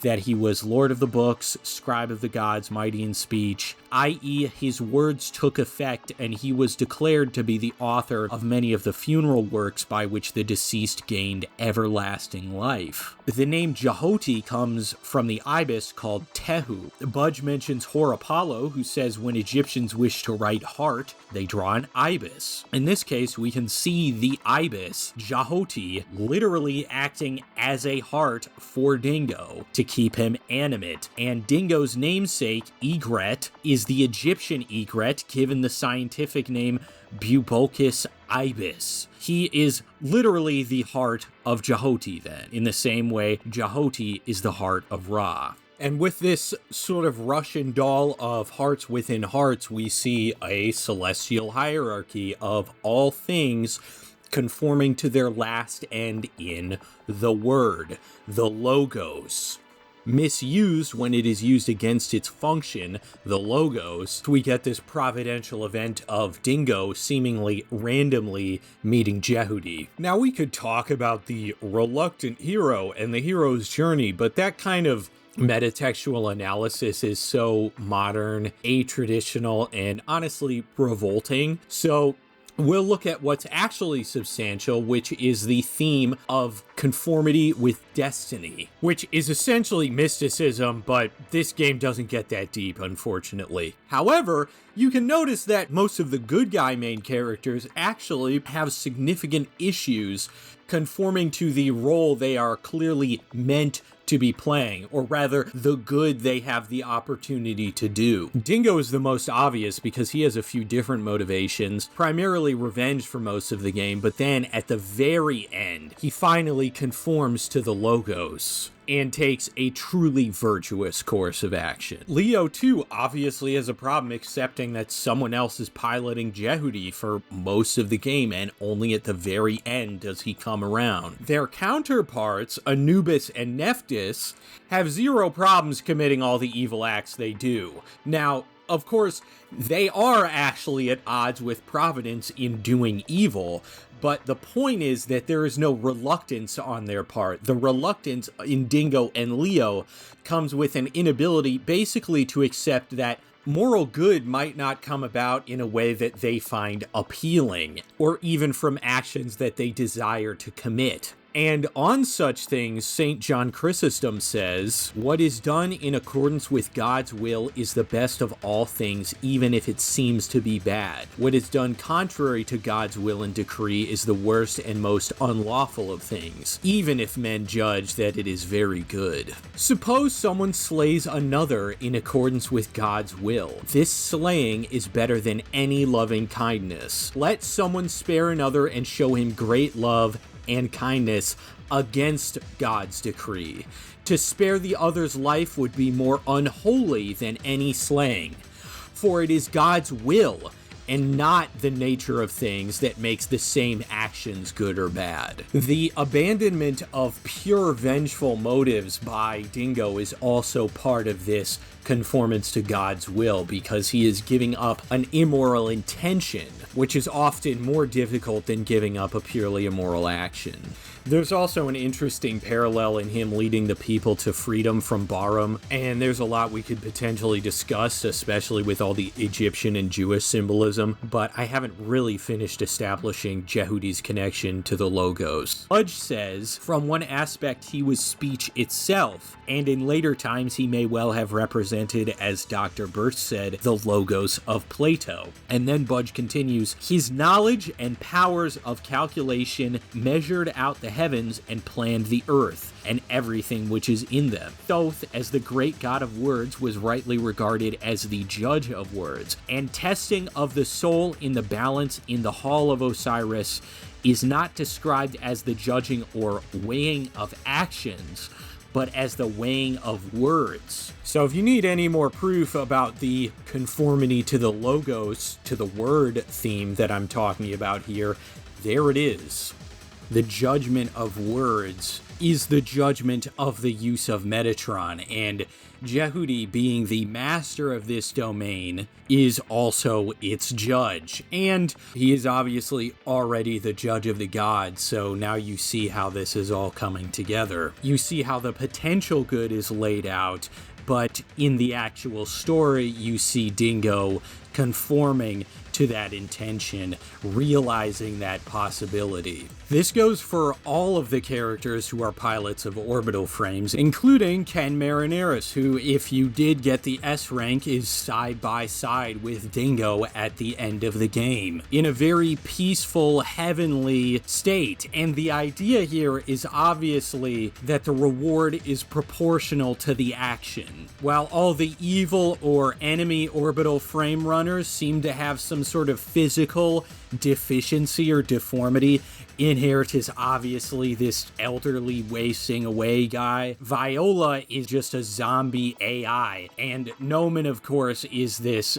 ghoulish creature. The good guys, on the other hand, actually attain the freedom that Bahram is purportedly fighting for. And not just the freedom of the body, but the greater freedom of the spirit. this mention of the Logos, not the full truth of the Logos, which is our Lord, but Plato's incomplete conception of it. St. Justin may differ on this, and I defer to him in such a case, is a good segue into the Neoplatonist traditions of the post-Christian Jews. It is known plenty that the post-Christian mythologies and fairy tales of the Jews, their Merkava and Kabbalah of that era and onward, is not based in the pre-Christian Jewish traditions, but is in fact a syncretism of Neoplatonism, Hermeticism, and of course their own Jewish novelties. In Andrei A. Orlov's book on the Enoch Metatron tradition, he recounts that the angel the Jews believe in by the name of Metatron is considered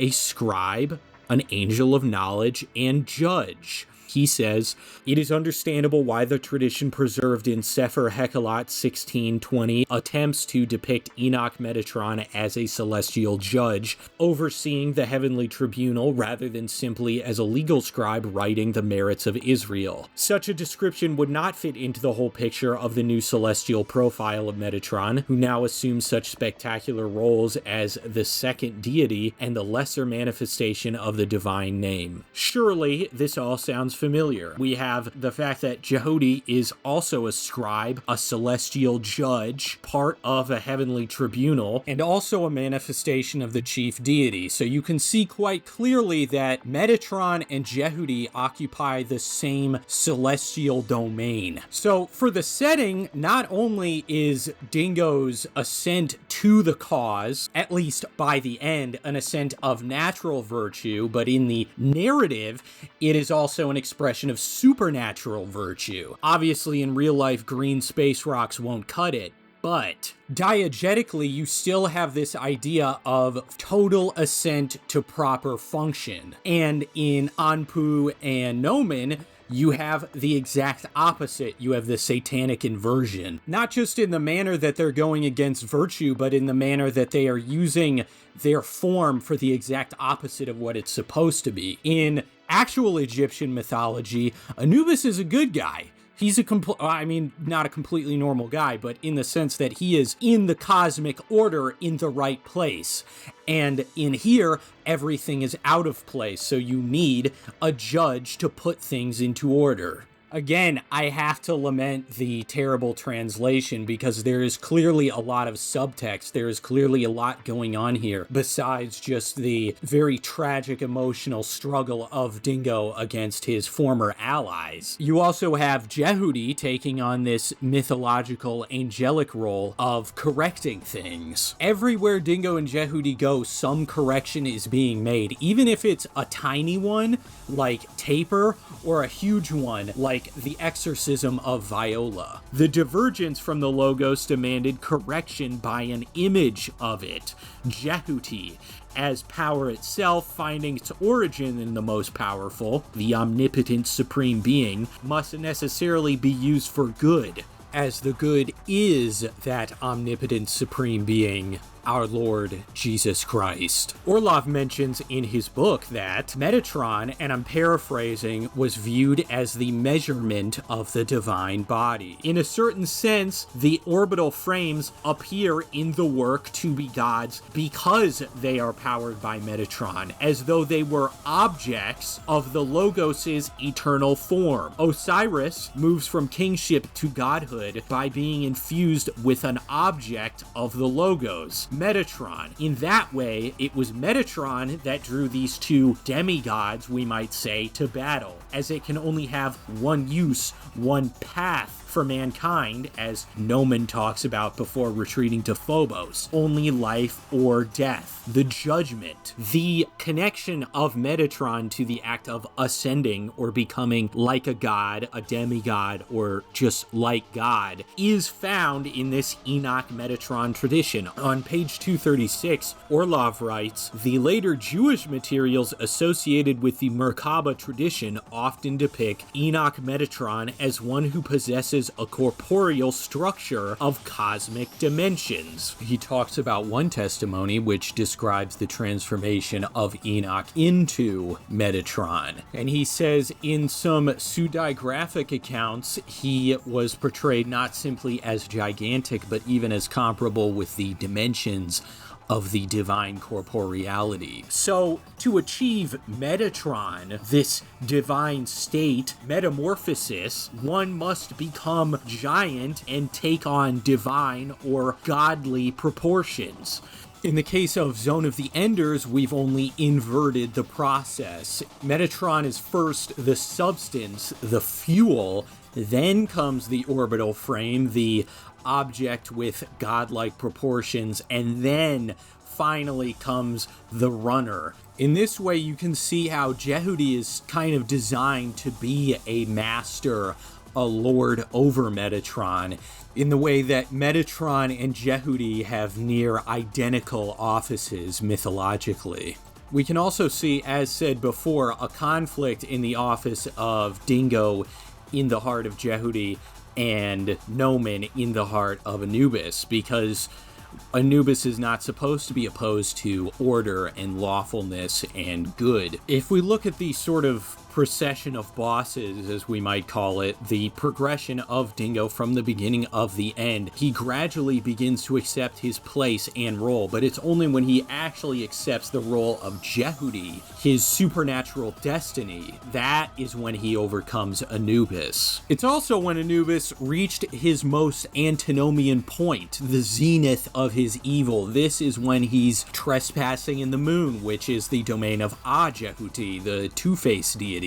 One of his faces is white, by the way. Very interesting parallel to naked Jehudi. He also has this necromantic army of Nephthys mummies that he unleashes. And finally, he just decided that all of humanity needed to die. That Armageddon, or the end of time, was his mandate rather than God's. In order to counterbalance this, Dingo had to embody the one virtue he hadn't yet, which was faith. He had to make a sacrifice. In this case, you can see him symbolically sacrificing knowledge itself in Thoth, or Jehudi. He didn't know if he would survive. In fact, he knew, all his knowledge told him was that Jehudi was probably going to blow up and kill him, even if he did save mankind. So in this way, the sacrifice is totally on faith. The idea that even if he did die, it would at least be good. And in this way, we go back to St. John Chrysostom saying, even if the will of God appears to us to be bad, it is always good because it is God's will. So he sacrificed himself and had instead faith. That is, he acted in accordance with virtue even when his knowledge and natural judgment told him it would kill him, and thus he used power for the sake of this right action, which is quite godlike. Zone of the Enders 2 is a great game lying underneath a great deal of self-inflicted wounds. Thankfully, its base mechanics are not brought down by the majority of sub-weapons. Out of so many, only a few are serious obstacles to the good qualities of the rest of the gameplay, and of those few, only Zero Shift is a pervasive issue due to the fact that it requires no meter use, a flaw which self-evidently could and should have been rectified. Even if Zero Shift is a serious injury to the use of the mechanics, it isn't always present in the game, and most of the game is intended to be played without it. But unfortunately, the game itself does permit its abuse. In comparison to the game's worst levels, Zero Shift isn't actually that big of a deal, and its totally overpowered properties do not crush your incentive to play the game as much as the horrific layouts or objective designs. Even in the face of all this, the terrifying visage of these horrific levels, I do have to reiterate, the gameplay and the good levels, the good parts of the game, are very, very good. Stupendous, even. It has its own foundations and identity, but it's all trapped.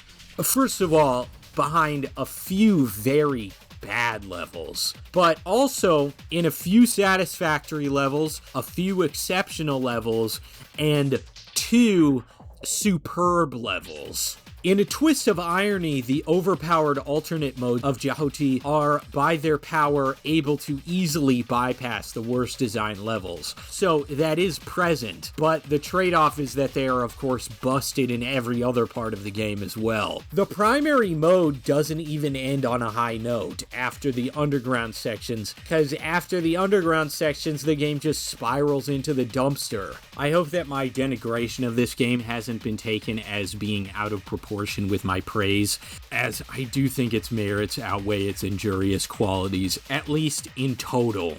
They had such a great system, but they just couldn't bring it out well enough. And that seems to be the problem with a lot of games. It seems that just in general, it's easier to make good gameplay than it is to make good levels, which is something to think about. This brings us to a final rating of net merit, an ultimate account of all the deficiencies and achievements of the work in question, of 6.75. Second Runner is injured too much by its bad levels and some of the tuning decisions on Extreme, but the good parts and the foundations are so good that it merits the 6.5 almost on those alone. It also has a sort of imminent atemporal quality that a lot of people just describe as replayability, but I don't think it's that simple. Replayability is also too defined in sentiment, and that is just not going to be a good definition for something you want to evaluate objects with. I see reason to return to this game, as I do with few other games, like God and Metal Gear Solid 2, Zone of the Enders 2. I would wish to experience it again. As for what comes next, I want to catch up on variety videos. That's my big one. Because for the past month, talking felt like scraping my vocal cords with a nail file. I need to catch up on the variety videos, which I originally wanted to post every Saturday or Sunday. You know, I wanted to challenge myself to make a video in a day, but that obviously didn't happen. So, gotta catch up on those. And on top of that, obviously I gotta lock in for another game. You might be surprised at what it is, judging by what I've stated in this and my previous videos. Thank you for watching. I appreciate your viewership.